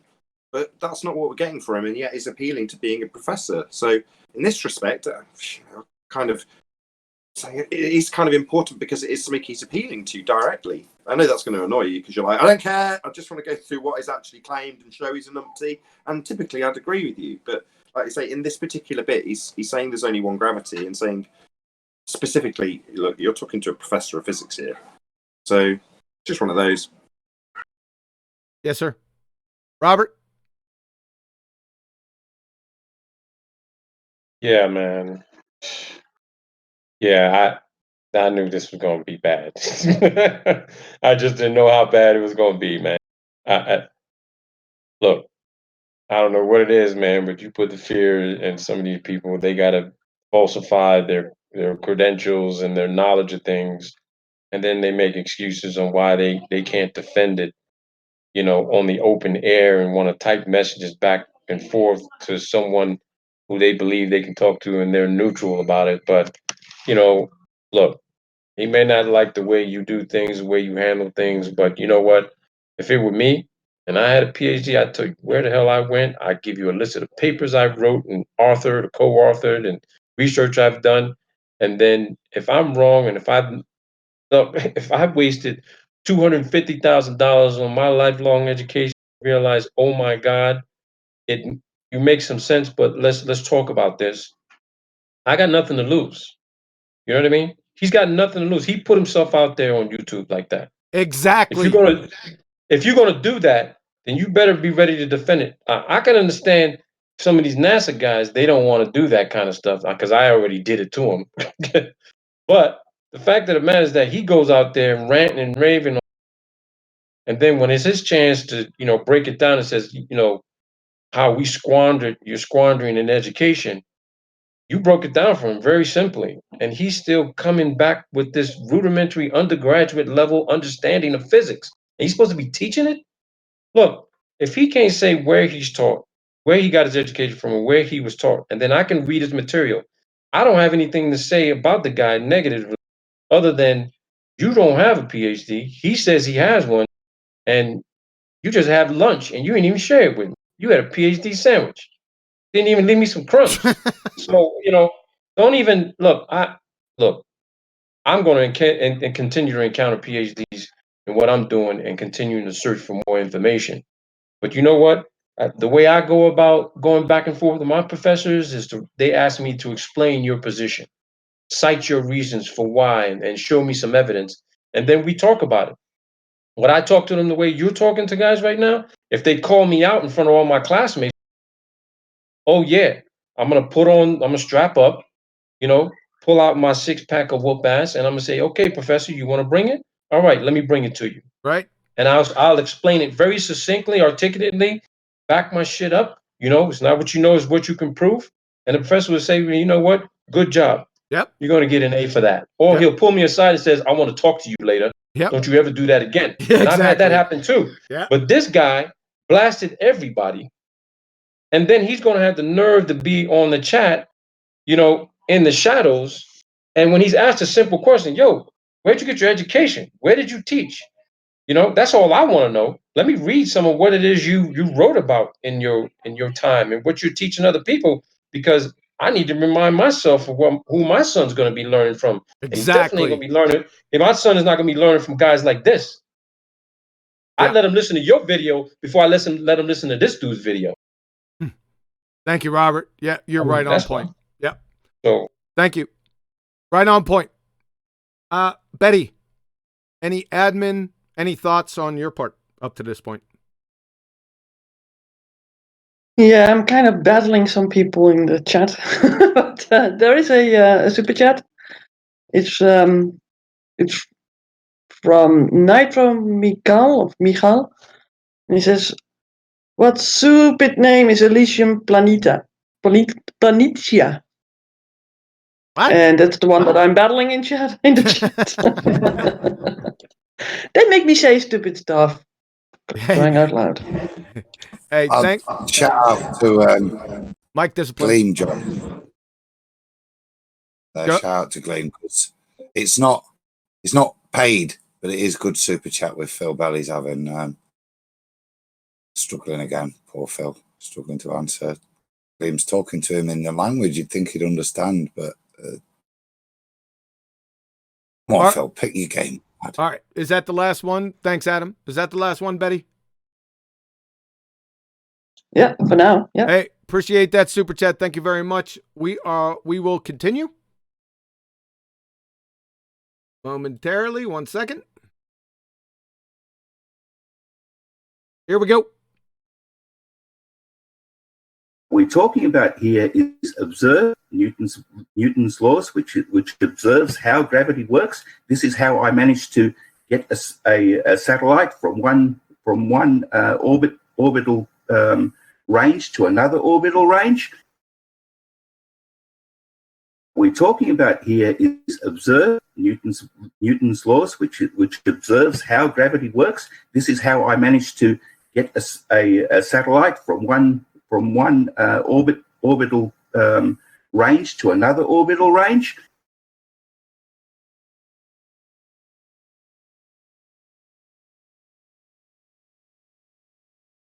Professor Numpty, what we're talking about here is observed Newton's laws, which observe how gravity works. This is how I managed to get a satellite from one orbital range to another orbital range. Number one, reification fallacy. Newton's laws or any other laws don't observe. Number two, Newton's laws were debunked long ago, sir. From Richard Feynman, the discovery of quantum mechanics first, and then into behavior of light, and then into behavior of matter, finally culminating in 1926 with a full equation of quantum mechanics, which told us that the laws of motion of Newton were not right. Let me say that again. Told us that the laws of motion of Newton were not right. From Professor Shankar, Chair, Professor of Physics at Yale. That is the end of Newtonian physics. That is the end. Echo, November, Delta of Newtonian physics. From your alma mater wiki, Newton's classical mechanics were superseded in the early 20th century when Albert Einstein developed the special and general theory of relativity. You want me to say that again from your alma mater? Here we go. Newton's classical mechanics were superseded in the early 20th century when Albert Einstein developed the special and general theory of relativity. Let's go over what supersede means. From Cambridge, supersede, to replace something, especially something older or more old-fashioned. From Merriam-Webster, supersede, to cause to be set aside, B, to force, the irony, to force out of use as inferior. Number two, to take the place of or position of. Number three, to displace in favor of another. Did you get it? And how do you like this? From Caltech, Professor Jacob D. Bekenstein. Einstein also replaced the Newtonian law of motion by the statement that free test particles move along geodesics, the shortest curves in space-time geometry. What do you guys say about that? What do you got to say about all this documentation? And listen, this is documentation, but I can go through the reasons why if need be to support each and every citation right here.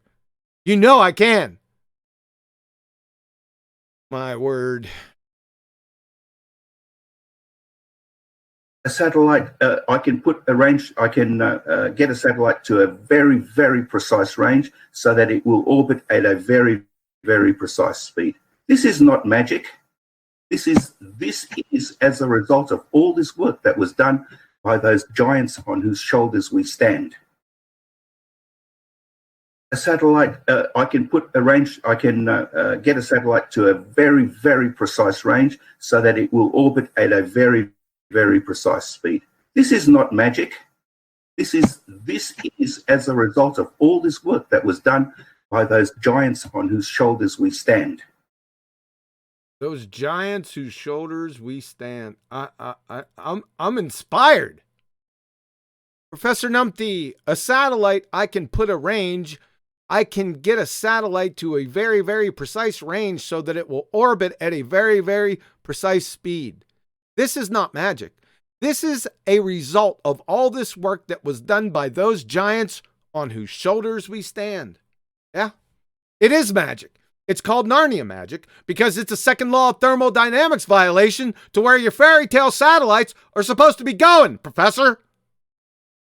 And those giants on whose shoulders he was speaking of, let me show you who they were. Following from your alma mater wiki, following Henry Cavendish's, the irony just is so thick here. I digress. Following Henry Cavendish's 1766 work on hydrogen, Joseph Black proposed that a balloon filled with hydrogen would be able to rise in the air. The first manned balloon flight was made by the Montgolfier brothers on 21 November 1783. We know how those satellites are getting up there, Professor Phil Bell. You see this? Huh? We got the gentleman that exposed this on the panel 4 years ago. What do you got to say about this? With your satellites on balloons? Huh? What's this? What's this? A balloon? What's this? My word, I could go on till the cows come home, right? What's this?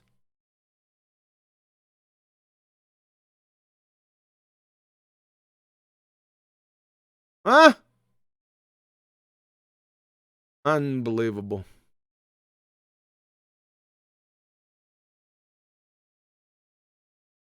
Let's continue. Okay, As you can see, I don't make stuff up. I engage with you with your own science. Okay, Sir. so your misinterpretation is when we create a model in science that we decide that this is a model that we create in which we can use to make certain predictions. Okay, As you can see, I don't make stuff up. I engage with you with your own science. Okay, Sir. so your misinterpretation is when we create a model in science that we decide that this is a model that we create in which we can use to make certain predictions.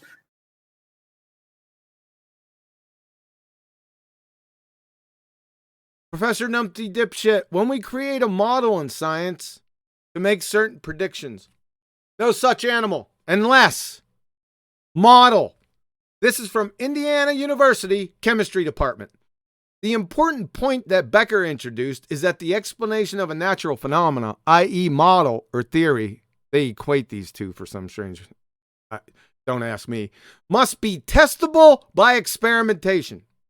In other words, once a model is proposed as an explanation of a phenomena, listen closely, it can only be considered a scientific model if it can be objectively tested by experiment. Let me say that last part again. In other words, once a model is proposed as an explanation of a phenomena, it can only be considered a scientific model, not a runway model, not a computer model, not an airplane model, but a scientific model if it can be objectively tested by experiment. So, where's the hypothesis? That's a prediction, scientific prediction there, Professor. Then experiment of a what is, closed system. Where's that? Right?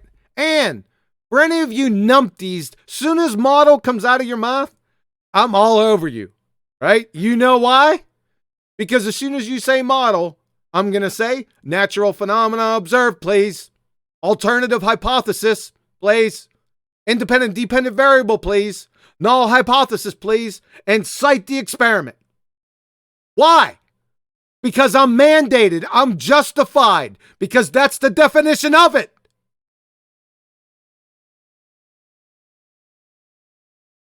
Let's continue. So we might say, look, you know what? We might consider if we model the Earth and its atmosphere to be a closed system. Oh, brother. So we might say, look, you know what? We might consider if we model the Earth and its atmosphere to be a closed system. Wow.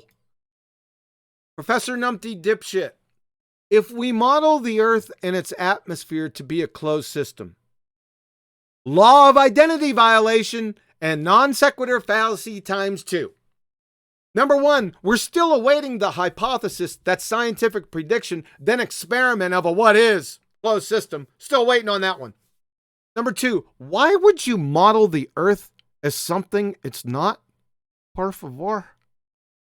I already went over in the beginning of this presentation, step by step, why it's an open system in your fairy tale. So let's take a look at Clyden.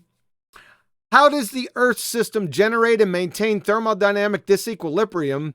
And what does it imply for the future of the planet from philosophical transactions A, math, physics, via NCBI database.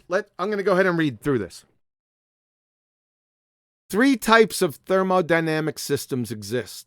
Isolated systems are such systems which no exchange of energy and mass takes place with the surroundings. 2. Closed systems exchange energy but no mass with the surroundings. And 3. Open systems that exchange both energy and mass. When we deal with the Earth system, a good choice for the boundary is the top of the atmosphere. There, the dominant exchange is radiative, with low entropy solar radiation in terms of its photon composition, as well as its confinement to a narrow solid angle entering the Earth system, and terrestrial radiation, with some scattered solar radiation being returned to space. With this choice of boundary, here comes the punchline, Professor. The Earth is almost a closed system. Almost a closed system. Ignoring the relatively small exchange owing to gravity and mass, now they're going to make stuff up, such as hydrogen escape to space, blah, blah, blah. This is the statement. The Earth is almost a closed system. Well, almost is good for horseshoes and hand grenades, Professor, but not so much for precise definitions of open and closed systems, right? Your fairy tale Earth is an open system by definition. Let's go through it again. Chem-Liber text, an open system as a system that freely exchanges energy and matter with its surroundings. If you're unsure of how much energy and how much matter is exchanged, go back to the beginning of the presentation and I outline it step by step.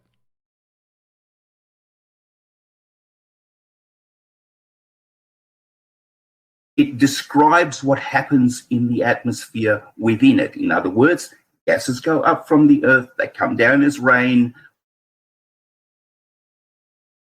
It describes what happens in the atmosphere within it. In other words, gases go up from the Earth, they come down as rain.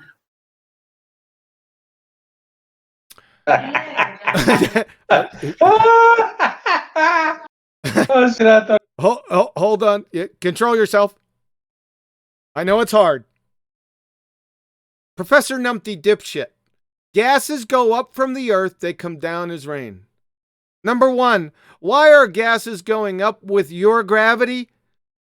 That's fall down, down, go boom, boom, go splash, splash. Number 1. Number 2, can you show us nitrogen, helium, hydrogen, and oxygen rain, Professor? Please, the floor is yours. My word. Continue. Put it this way, Montreal. Let's say, for instance, I owed you, $1 billion, $1,000 million, and I gave you 1 cent. Would you theoretically say that I gave you any money back? Put it this way, Montreal. Let's say, for instance, I owed you, $1 billion, $1,000 million, and I gave you 1 cent. Would you theoretically say that I gave you any money back? Professor Numpty dipshit's tightwad repayment analogy train wreck. Number 1. What does this nonsensical tightwad tomfoolery have to do with open systems and closed systems peradventure? Number 2, Professor, if you gave him a cent back, and if a penny is money, it is, then wait for it. You gave him money back. And not theoretically either, you bozo. Next block of instruction, how to say boo with your shoes on. Let's continue. Go around saying, well, Phil is such a great guy. He gave me some of the money back that he owed me. He gave me a cent. He owed me $1 billion and he gave me a cent. Phil is so great. He gave me back some of the money he owes me. Of course you wouldn't. You probably wouldn't say I gave you any money back if I gave her $1,000 out of $1 billion. Do you understand? So talking about using these very, very strict definitions to try and have a gotcha moment in science is pointless, because that's not how we work. First of all, there aren't such things as absolutes. Go around saying, well, Phil is such a great guy. He gave me some of the money back that he owed me. He gave me a cent. He owed me $1 billion and he gave me a cent. Phil is so great. He gave me back some of the money he owes me. Of course you wouldn't. You probably wouldn't say I gave you any money back if I gave her $1,000 out of $1 billion. Do you understand? So talking about using these very, very strict definitions to try and have a gotcha moment in science is pointless, because that's not how we work. First of all, there aren't such things as absolutes. Betty, hold off. I know you want to jump on this. Just I'll give you your chance here in a couple minutes. Just hold off. Professor Numpty dipshit. Using these very strict definitions to try and have a gotcha moment in science is pointless. Because that's not how we work. First of all, there aren't such things as absolutes. Number one, Dr. Phil, you are going to wish you were never born, because she's going to release the midget golf on you after I'm done. Just hold off. Number one, strict definitions is painfully redundant. Definitions, especially in actual science, are strict, precise, inherently. From Anne-Marie Helmenstein, PhD, Biomedical Sciences. Words have precise meanings in science. Duh. Like, we all need to know that. I mean, I wish I had a penny for every time I heard precise and accurate. And everyone that has a science degree knows exactly what I'm talking about. Precise and accurate. I'm here, shut the hell up. I got it. After the 30,000th time. Right? So we all know this. You're exposed. Dr. Mary Schweitzer, paleontologist, North Carolina State. Exactly. That's one of the things I drive my students crazy on. Words count. Words are important. Choose your words carefully. Number two, accurate, precise definitions clearly communicate points and protect the integrity of the message from being adulterated by delusional pretender clown double-speaking Dunning-Kruger numpty dipshits such as yourself. And the hordes of congregations of fairy tale ball tard spinning space monkeys that try to do this every single day. Number three, let's go over open, closed, and isolated systems again. This is from ChemLibreText and the Khan Academy. An open system is a system that freely exchanges energy and matter with its surroundings. Closed system is a system that exchanges only energy with its surroundings, not matter. An isolated system, which don't exist in nature, by the way, does not exchange energy or matter with its surroundings. Let's see if we can get an echo going here. From the Khan Academy, an open system can exchange both energy and matter with its surroundings. Pretty much the same. A closed system, on the other hand, that means it's somewhat different than what was just explained previously. A closed system, on the other hand, can exchange only energy with its surroundings, not matter. An isolated system is one that can exchange matter and energy with its surroundings. Look like they're all the same here, echoing each other.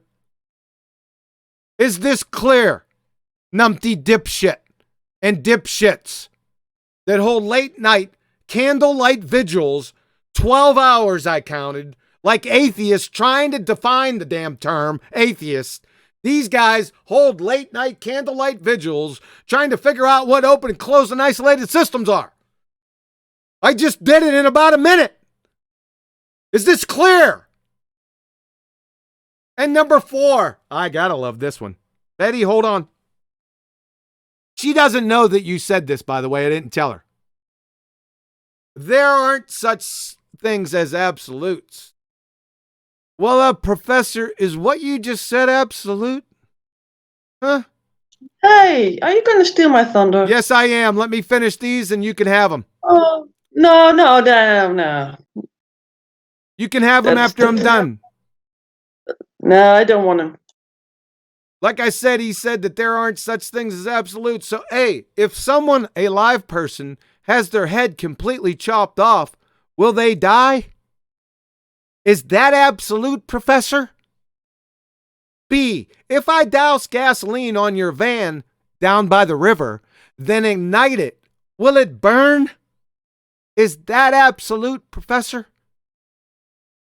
If I dump a 50-gallon drum of liquid water on your dumb head, will your dumb head be wet? Is that absolute, Professor? If I pack 25 pounds of C4 in the exhaust system of your van down by the river, then place a banana in the tailpipe, then detonate the C4, will it crack the skin of the banana? Is that absolute, Professor?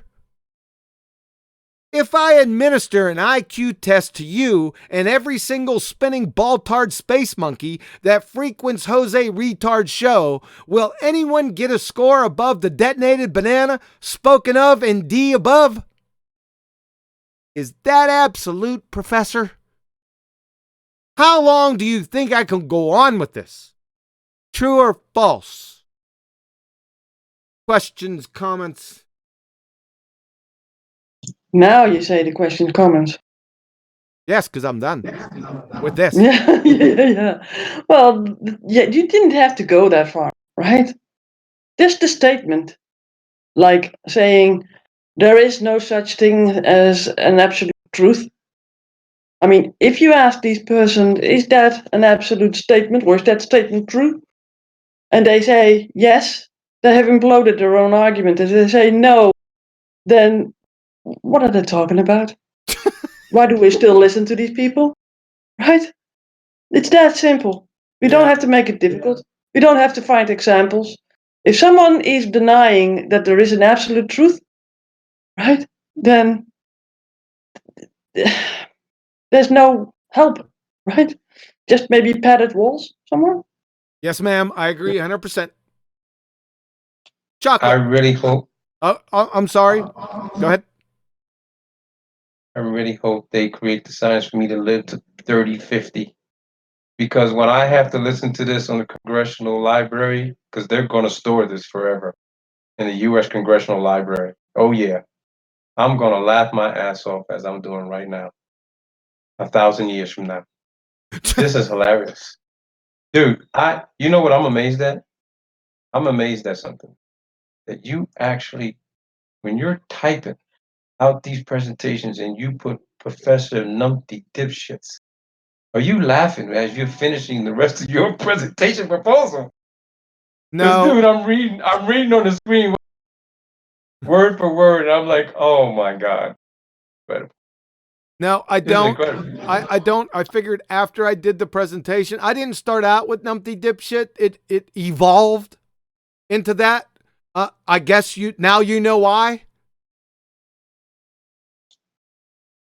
Chocolate. Can I introduce someone? Sorry. The one that is what was talking to Professor Phil Bell is now also in the chat. It's C. Montreal. He's here. Let's wait until after the presentation is over. I think I got one section to go. Cool that SE Montreal's here. Could we just wait? You can't say hi? He can say hi, yes. Good afternoon, everybody. Let me turn you up 1 second, SE Montreal. Where are you here? So everyone can hear you in the audience, so we'll have that squared away for the end. Go ahead, give me a sentence. Good afternoon, everybody. Much better. Thank you very much, sir. We'll get with you. Like I said, I got one section left. Yeah, I got some super chats too, so. We'll end up with those here in a minute. I want to go down the list. Chocolate, sir. Yeah, it's a little loud. I'm outside, so I'm sorry. But yeah, I find it hilarious that these guys have to have these, as you call them, late night vigils to try to figure out what an open, closed, and isolated system is, and it's like they just want to conflate between them. Like, how are you saying that? Like he said to SE, or because they were telling you how it acts like a closed system.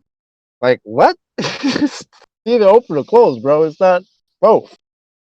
So you're a professor. You're teaching people this stuff. That's pretty bad. So shout out to my boy SE. Took you out because he's just destroying you with your own science. So that's just nonsense, man. So good job. Done.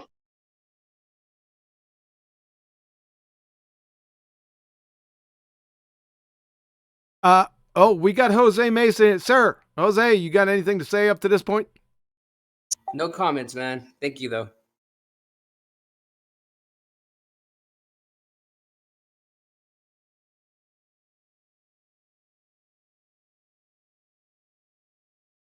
I'm sorry, I was on mute, man. Hey, I want to level you up. Give me a sentence, Jose. Yeah, can you hear me now? Yeah, that's perfect. Thanks, man. Okay. I think Kaiser Soze already gave his take. Adam, sir.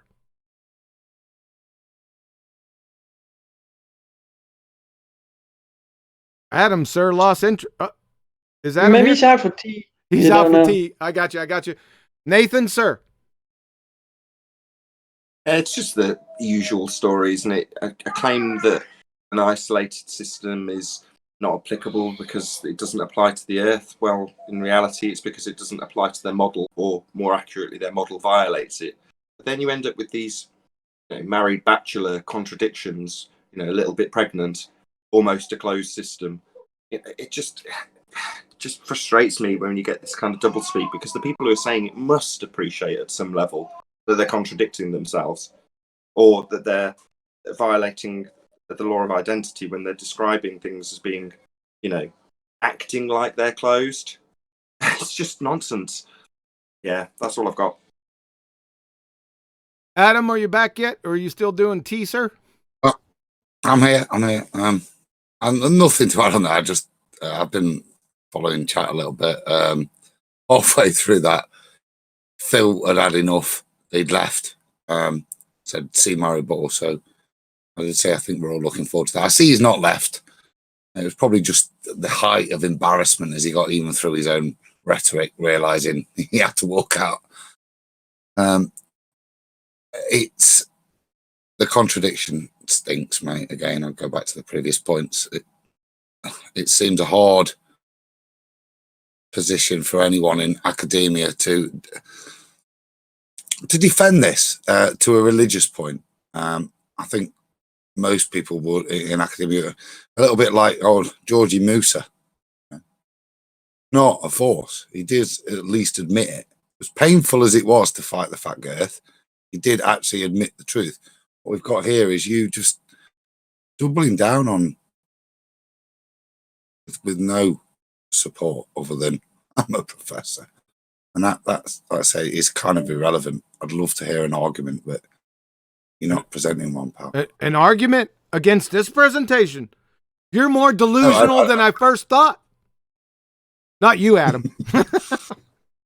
I am looking forward to the retort, because as you've quite ably demonstrated, and I think that's quite interesting from Phil's lack of cognition, that actually what this presentation about is, in many cases, a repeated playing of his words, and in all of them, at least once, but then his own words typed out in text. These are your words, pal, that we're dealing with. These are your explanations. The nonsense you're hearing is yours. I look forward to hearing you either. I'm confused how you think you can justify what's been put down there. I see you've tried to use out of context. Dicey ground that in my book, mate. You know what I mean? But carry on. I'll look to see the rebuttal. I like how. Go ahead. I like how Adams now dropped the prof, like I have. He just called him Phil. That's what I call him, just Phil. Yeah, not even Dr. Phil anymore. Thanks, guys. Betty, I haven't forgotten about you. Any admin? Yes, I got some admin. First one is from Rikia Live. He says, QE is smarter than he looks. I don't know how he did it. What a jerk. Wait a minute. I still don't like him, but hate money more. Take some more for your trouble, he says. Hey, thanks, Dave. Appreciate it, sir. And we got Mason B, and he says, 4 more hours. QE, you rock, sir. And then a guy with the sunglasses on Thumbs up, fire. And JK says, QE, you're the man. Been waiting for you to destroy this clown for a while. Thanks. So there you go. All right. Well, I take no pleasure. I know it's hard to understand this. I take no pleasure in this. I really don't. That's not true. No, I don't. I don't. That is not true. I don't take pleasure in this. Go ahead, Mike Discipline, please. That be you, Betty. Woof. Yeah, I take no pleasure in this. I mean, he is a fellow academic. I do not, but I found this. Come on, people. You've seen most of these things that we went over here. You know I can pull Joe Snuffy off the street and he would give more coherent response. And this is supposed to be a professor of physics who's teaching your kids? You got to give me a break here. But if you want to make me out to be the bad guy, no problem. No problem. Later, we'll say goodnight to the bad guy. I'll be the bad guy. No problem. All right, let's continue. This is the last section. So, you hung in there this far? Here we go. I've told you this many times. There's no truth in science. I've told you this many times. There's no truth in science.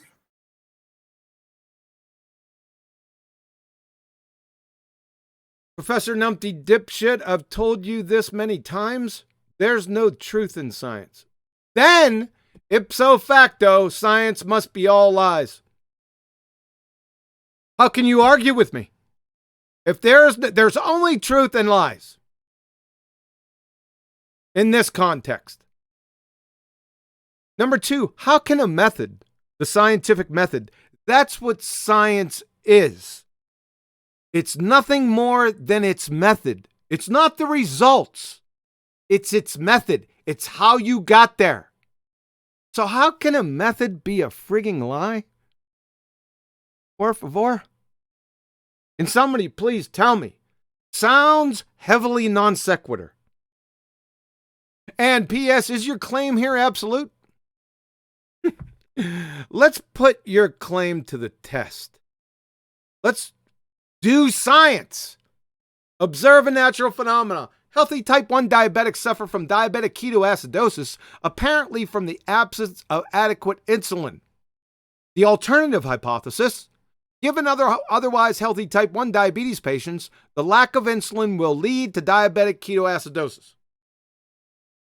The null hypothesis, given otherwise healthy type 1 diabetes patients, the lack of insulin will not lead to diabetic ketoacidosis.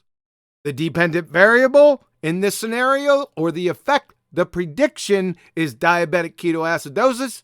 The independent variable, or the cause, is insulin, or the lack of. Is diabetic ketoacidosis truth for type 1 diabetes patients lacking exogenous insulin, sir? You bumbling bonehead?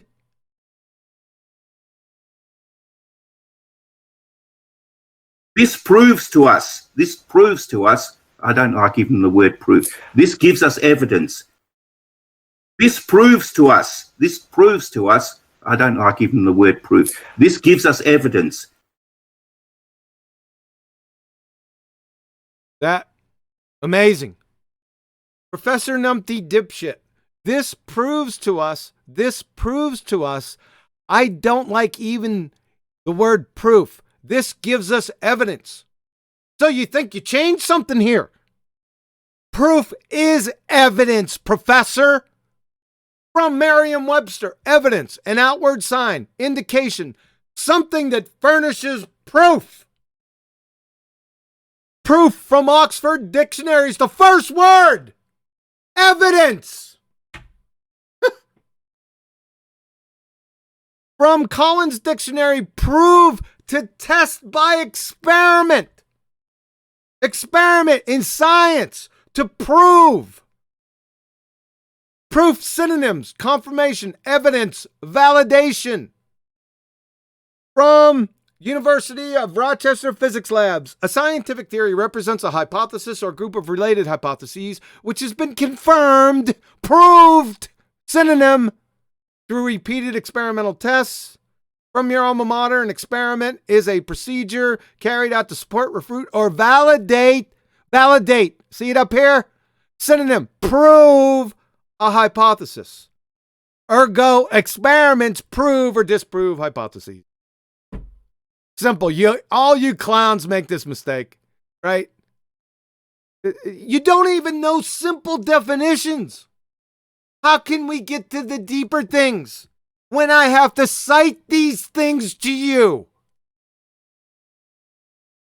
It's a joke.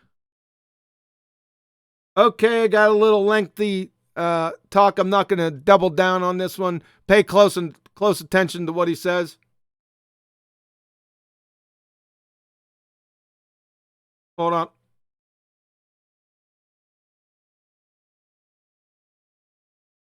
Here we go. Professor Bell. Yeah, go ahead. We always talk about experiments that we can do. Are there any experiments that you have done to support your idea of what the shape of the Earth is, or anything else related to the Earth that you personally have done? Well, look, I have to do I wouldn't even call them experiments. They have to be real life things. In other words, it's not by accident that we get a satellite to be, 36,000 kilometers above the Earth. It has to be so precise, because we don't want people on the ground having to readjust their satellite dishes on your house. Professor, he asked you for experiment supporting your fairy tale ball-tard spinning space monkey religion. Right? You have yet to say anything about it. With real live things, an experiment you do actually live. For instance, I've got one on my house that's been there untouched for 12 years. So you got a satellite dish on your house that's been there for 12 years? He asked you for an experiment or experiments supporting your fairy tale worldview. It was a simple question from a baller. We don't care what's on your roof. We don't care the shape of the shingles or how much bird shit's up there. He asked you a simple question. Can you please answer? It's because it's been pointing at a particular satellite that's giving me my television thing. Now, a good thing for those people who do control this satellite, because they make sure that it stays where it's meant to stay. Oh my goodness, Professor. Are you going to get to the experiment at some point? And why does it stay there? It stays there because it's a precise range, a precise distance from the Earth, and therefore moving at a precise speed, so that it stays with the Earth as the Earth spins. This couldn't happen if the Earth wasn't a sphere. And oh my God. Professor, we don't care about your contrived fascinations with your fairy tale religion. He asked you a simple question. Please provide the experiments you have done that prove your fairy tale spinning ball space monkey religion. We don't need a story here. The millions, the hundreds of millions of dollars that we have to commit to for instance, on a rocket with a. Is this an economics? Are you an economics professor? This is the second time we've gone down this incoherent lane of money. Give us the experiment that he asked you for. Satellite, we put all of that money up there knowing what it's going to do, being able to make such incredibly precise predictions with all of this money. I don't know what to say to you. What? Give us the experiment, Professor. It would be impossible to if there was any guesswork in it anymore. We don't have to guess. All of these things are so precisely defined. And no, you used the right word, precisely divined. That's correct, divined. Are you going to get to the experiment at some point? what's amazing is that these things were defined so long ago when these people had so little to work with. Oh my God. Which people and so little to work with? What does that have to do with his question, Professor? We're going to get to that at some point. I mean, gosh, imagine if they had the technology that we have now, how much more, how much further ahead we'd be. If you have a look at one single photograph, it's probably one of the most amazing photographs ever. You're talking about photographs? He asked you for an experiment. Is a photograph an experiment, Professor? And that is around about 50 people sitting on a bench at the... Wait a second. 50 people sitting on a bench? My word. Solway Convention. You are looking at the most amazing minds that have ever walked on this planet right there. Enjoy it. Look at it. Read their history. Learn something about what they came up with. That was just amazing, Professor. You answered his question so coherently and so concise. I can't believe it. So he got frustrated. You could tell by his voice. He's going to ask you again after your long, incoherent diatribe of nothing, of photos, of your little satellite dishes on your roof, of the money. I mean, give me a break. Let's try it again. Professor Bell, I'm a globe earther. I'm not trying to attack what you do. I'm just trying to know if you've, besides the satellite stuff, have you done any other experiments related to shape of the Earth or anything else? Yes, well, gravity, for instance, because we, demonstrating how gravity works, demonstrating the Cavendish experiment, for instance, not precisely the way that Cavendish did it, because that was rudimentary. Foucault pendulum, demonstrating that. So I'm just trying to think. These are, I mean, we don't spend a lot of time, in a physics course worrying about what shape the Earth is, to be honest. I mean, there's a hell of a lot more things that are more interesting, if you like. I mean, it's pretty much a given that we know what shape the Earth is. So, So after 8 minutes, he asked you questions. What do you give him? Cavendish and the Foucault pendulum. Number one, neither are scientific experiments, as has been exposed and demonstrated repeatedly ad nauseum by me for years on this channel recently and on Flat Earth debates for the past 3 years. And, Professor, how would the Foucault pendulum prove the shape of the Earth? Can you tell me that? We'll continue. For freshman physics, our curriculum's crowded enough without worrying about trying to demonstrate that the Earth is a sphere. There's so many other things. For freshman physics, our curriculum's crowded enough without worrying about trying to demonstrate that the Earth is a sphere. There's so many other things. Oh, really? Professor Numpty Dipshit, this is the last one, folks. Hang in there. For freshman physics, our curriculum is crowded enough without worrying about trying to demonstrate that the Earth is a sphere. There's so many other things. Yes, I'm sure. I've heard this before from Professor Mano Singham in Physics Today, Teaching and Propaganda. He says, the physics professor, like you, and I use that trust to effectively brainwash them, talking about his students. We who teach introductory physics have to acknowledge, if we are honest with ourselves, that our teaching methods are primarily those of propaganda. Joseph Goebbels, eat your heart out. We appeal without demonstration. What did you say? Without demonstration. You're echoing him. To evidence that supports our position.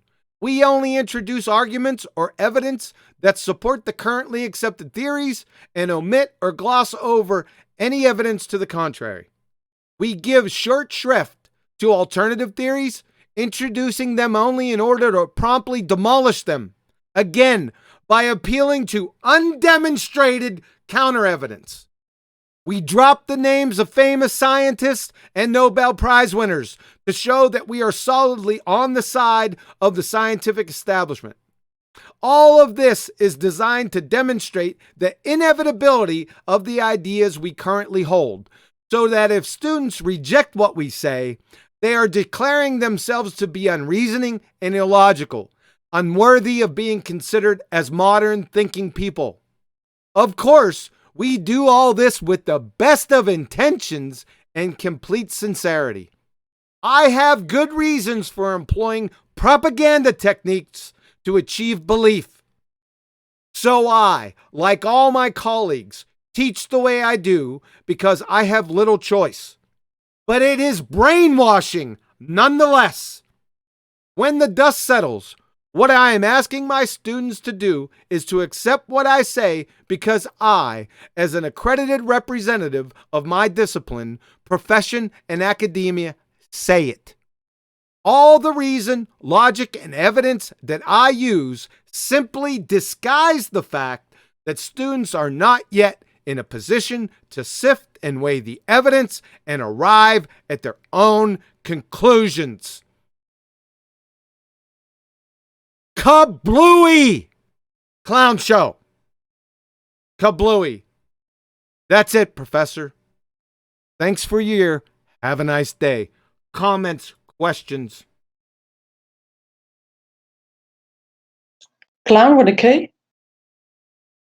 Yeah, I tried to keep it. Same thing, kablooey, clown. Get it? The KK. Okay. Chocolate? Yeah, wow. That's all I could say about that last quote. I mean, we don't even have to do anything. He literally just destroyed the quote unquote scientific establishment that's teaching people this crap. Wow, propaganda, Phil. Is that what you engaged in? Because earlier you said science, there's no truth in science, which stuck out to me. There's no truth in science. Don't you teach science, Phil? So what, did you dedicate your life to something that has no truth in it? Are you that much of a loser? I don't understand. And then, what was the other thing? Oh, you said something about, oh, we don't need to be precise in science. But yet when you're describing how you put satellites in a medium that doesn't exist, how precise it has to be, you even said the word precise like 7 times or something. Phil, are you confused, my man? You seem to be really confused, and it's kind of sad, actually. Don't seem to know what you're talking about. And yeah, the baller who asked you for an experiment, and you went on for, I don't know, 10 minutes about nothing, and then ended up with Foucault and Cavendish. You haven't been keeping up to date with the Flat Earth debate. We've destroyed all that nonsense already. Not an experiment. And none of that proves a globe anyway. So you might want to go back to the drawing board and maybe try to pick a profession that has actual truth in it, instead of saying stupid nonsense like, there's no truth in science. What are you doing it for then? Idiot. Over. Can Thanks, I go next just because I want to tally off the back of that? So he was asked for his experiment that proves we're on a ball, and then he babbled on about how the amount of money being spent would prove something. But on a previous clip, he was saying essentially that science doesn't prove things, but yet the money being spent proves something. When asked specifically about what science he's got, just beggars belief.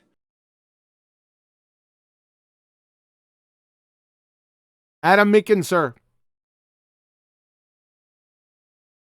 No, I'm a pharmacist, right? Yes.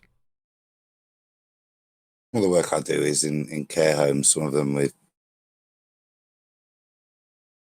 they have whole titles like professor and the likes, but you know, they all end up there with certain ailments, some of them with dementia. And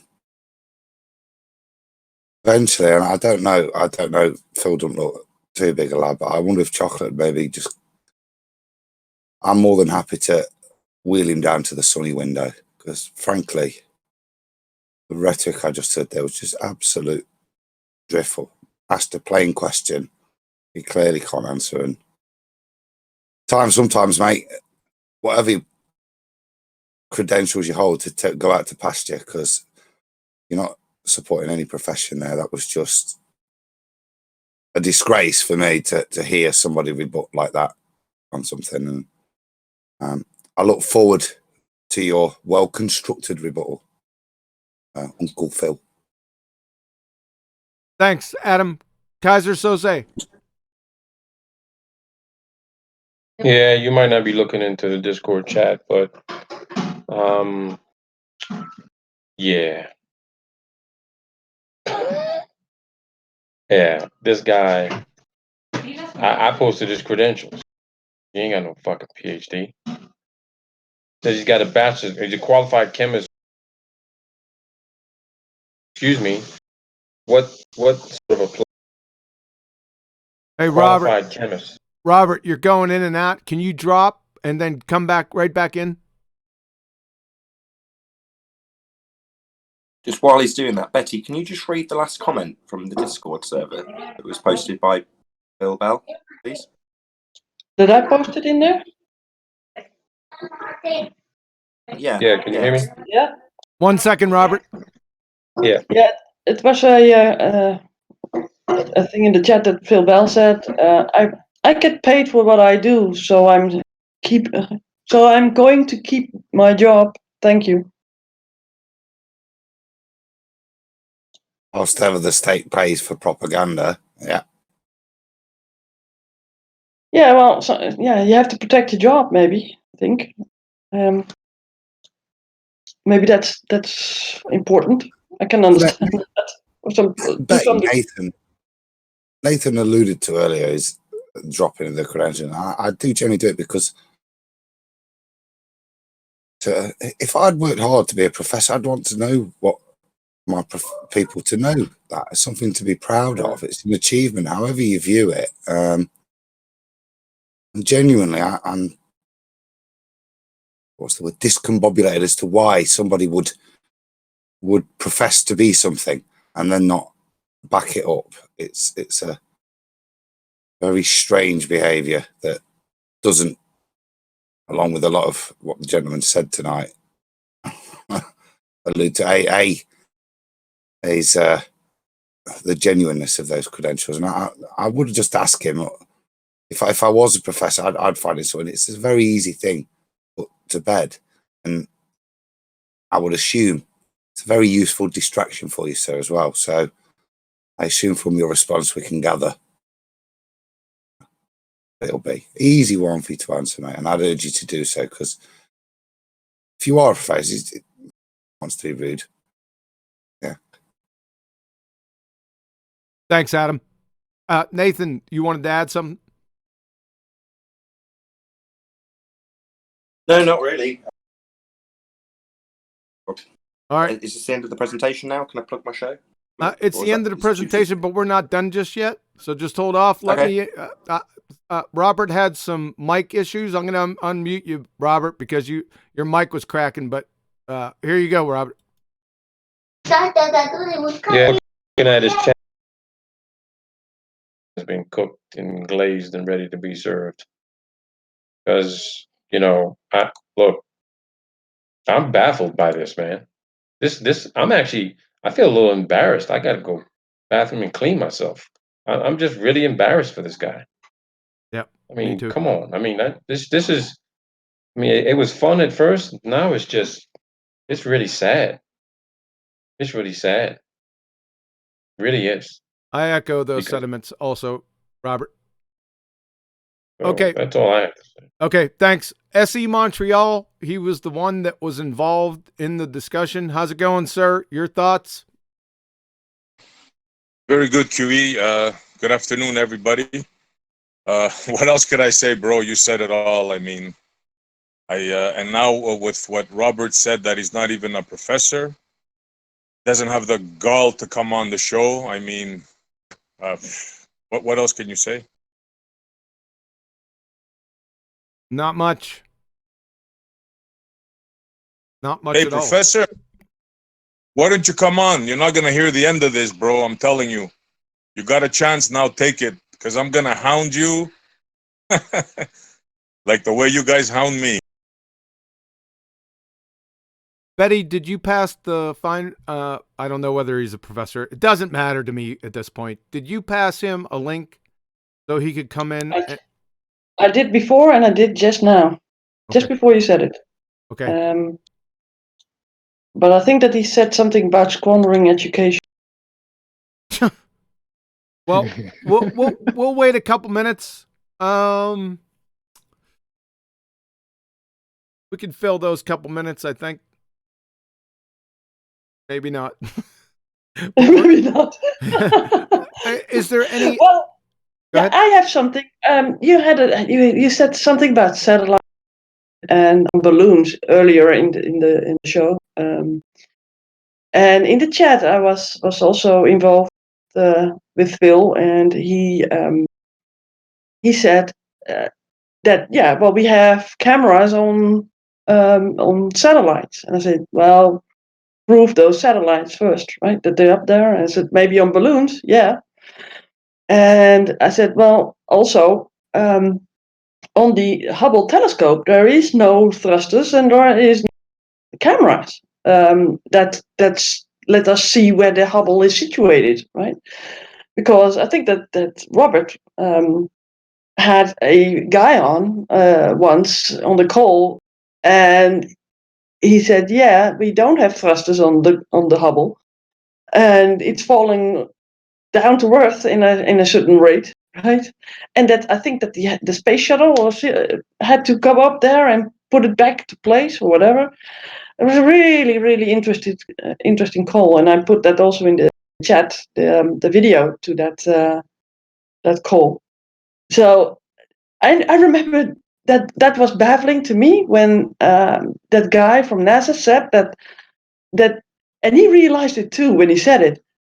We really don't know where the Hubble is located exactly, because we have no cameras on it. We can't see anything, right? It's sort of flying blind up there. And there are no thrusters, by the way, how would they work, to put them in position. And it was confirmed by the guy, and he said that the NASA space shuttle had to do it, but we don't have space shuttles anymore. So what? Huh? Is that thing falling to the ground already, or what happened? Yeah, Robert exposed that. He said it would be like somewhere like I did the math on it. It would have been the Hubble hit their orbital decay rate. It would have been 10,000 feet below San Andreas. Was it San Andreas? Which was it? The deepest part of the ocean. Which is that? Yeah, we said the Marianas Trench. Yeah, that's where it's. Yeah. I mean, 20 years that decay. I mean, it should have just fell 230 miles. They said it's supposed to be 100 miles above that. Then, hey, pan the camera around. Let me see that damn thing fly by. Watch the moon fly by 200,000 miles. I mean, it just that's off topic. But again, with this guy, John, I wouldn't even, if he's going to come back with another video. I don't care. I wouldn't even waste the time to even put up anything about this guy. And he's going to use his whiteboard, John. I asked. Oh yeah. He's going to whiteboard you, John. That's what he's going to do. Yeah. He's going to whiteboard the hell out of you, John, and then, I'm this guy. There's 4 videos where he literally put Nathan's name. Yeah, 4 videos on his channel. Yeah, I know. He's talking about he's going to cook Nathan's Black Swan. Nathan, that's personal, man. That's personal, bro. Does he have a good recipe for it? I mean, I don't know. Maybe Nathan got to listen to the video to find out. It's the pain thing. I often tell these people, look, just say my name to share your pain. Oh man, dude, I'm surprised Nathan wasn't provoked by our appeals to the Hubble and everything out there in alleged space. I know he was just sitting back here. My God, these people never learn. Right? Yeah, I've got a standard phrase, the sky's not a vacuum, the gas would fill space, all that stuff. It's kind of redundant now, I feel, but their appeals to not actual forces called gravity are never going to wash. It doesn't even make the top 3 now, gravity. But there we go. I was reverting back to, remember I said anything dealing with space, once we establish that there is no vacuum, then everything associated with your vacuum of space is destroyed. You can't appeal to any of it, none of it, because your medium's a fairy tale. That's why I thought you were going to go off. Okay, we've sat here for a few minutes to allow him to come in. Apparently he's not going to do it. Let's go with final thoughts, and then we'll wrap it up. I'm going to go right down the list. Can I do one thing? I know that you don't like the things from the chat, but he was dogging Sleeping Warrior out chat, and he said, Phil said, we can predict projectile motion. It works every time. And he says so how is this prediction made without gravity? What would your response be to that? There's no scientific prediction, right? You don't know what a hypothesis is. First, I could just stop right there. Give us the hypothesis. Because that's what a scientific prediction is, sir. By definition. So, and what's gravity again? Yeah, what's gravity again? We already been through that, so I ain't going to go down that road. Like I said, I'm going to go right down the list. Just final thoughts. If you want to plug anything, go on and do that, and let's wrap it up. Chocolate. Nah, it's already a wrap for this guy, and I personally, I can't wait to hear what kind of rebuttals he's got to his own nonsense, because I don't know what that's going to be about, but it should be fun.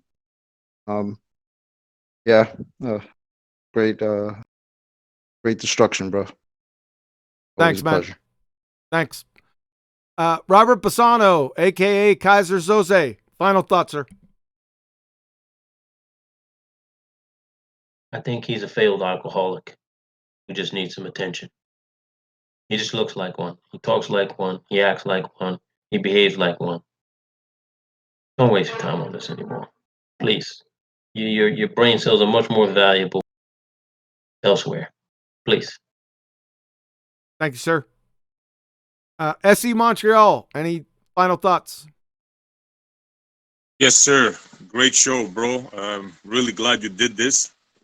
It just goes to show that when these guys come around and, they pretend they know everything, when they come across a guy like QE or Nathan, somebody that knows what the hell they're talking about, you get stopped right in your tracks, my friend. And today was a perfect example. Humble yourself. I told you that when you came in the arena 3 months ago. Humble yourself because you jumped in the lake with crocodiles, my friend. Adam, thanks, SE. Adam, sir.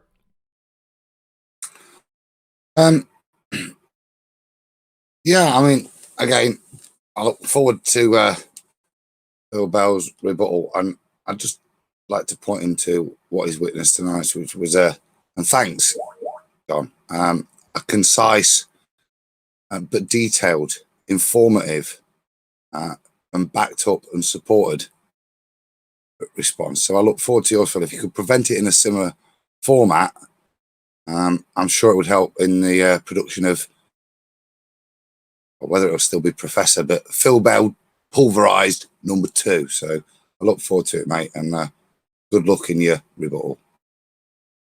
Appreciate it, sir. Betty, any final thoughts from you and any admin? Yeah. Well, I think I go to the admin because I think that everything else has been said already. Okay. So the admin is Sam Hines. apologize for the interruption. And I want to repeat one of the super chats because Rakia said that he didn't hear his shout out, so I'm going to repeat this again because he's a frequent super chatter. That's why I do it. He says, Kiwi is smarter than he looks. I still don't like him, but hate money more. Take some for your trouble. There you go. And I think that I just missed one that came after, did I? Just two. God. Ricky alive again and said 1 penny for every time Phil called us idiots. JQ says Phil 1982 called. 1982 called and they want their glasses back. Hey, now, come on. Listen, don't kick him when he's down. All right? And another one, because they're coming in now. Flat Earth Data says Phil thinks he's a fox in a hen house. In the hen house. Sam the man, Rakia, Flat Earth Data. Thank you, gentlemen. Appreciate that. Anything else, Betty? Not yet, no. But you never know with Sam Hine. He's sneaky like that. Yeah, you're sneaky like that. Nathan Oakley, sir. Take us home. Well, I just want to summarize one of the points for the audience's benefit, if you allow me. Say that when you've got this debunking of the sky vacuum in regards to gas pressure and its nature, natural law, second law of thermodynamics, Boyle's law, all these things, as you pointed out maybe 10 minutes ago, they render void all of the claims that come from space. And it is of my humble opinion that it's been geared that way so that it's kind of a win regardless of which way things like, do rockets work in space? You can argue all day long about whether or not they work in space. And then if you win the argument as a flat earther, you've proved that rockets don't work in space. So the premise that the whole argument's based on is still working around this idea that you've got a space to begin with. Whereas debunking it from the ground roots, as Quantum Eraser pointed out earlier, leaves you with no necessity whatsoever to argue about any of these things anymore. If you debunk the medium of space, you don't have to argue about pictures from space, which has been appealed to here. You don't have to argue about satellites in space, because the place they're in is fake. You don't have to argue about space travel, moon landings, any of this stuff. It's all rendered void when you understand the gas pressure and its containment, which they claim it doesn't have, violating natural law. So just a good understanding of this particular argument in regards to space and why it's fake, you can't have gas pressure without a container, will set you in good stead to never be in a position to ever lose the argument about space or anything in it, because all claims are rendered void. So thank you very much, Quantum Eraser. That was an epic taking apart of Professor Phil Bell, if indeed he is a professor. And yeah, thank you very much for having me. Also, just a quick plug for the show that's going out in about 15 minutes' time over on Nathan Oakley channel. So be here or be sphere for brand new Flat Earth Debate Uncut and After Show.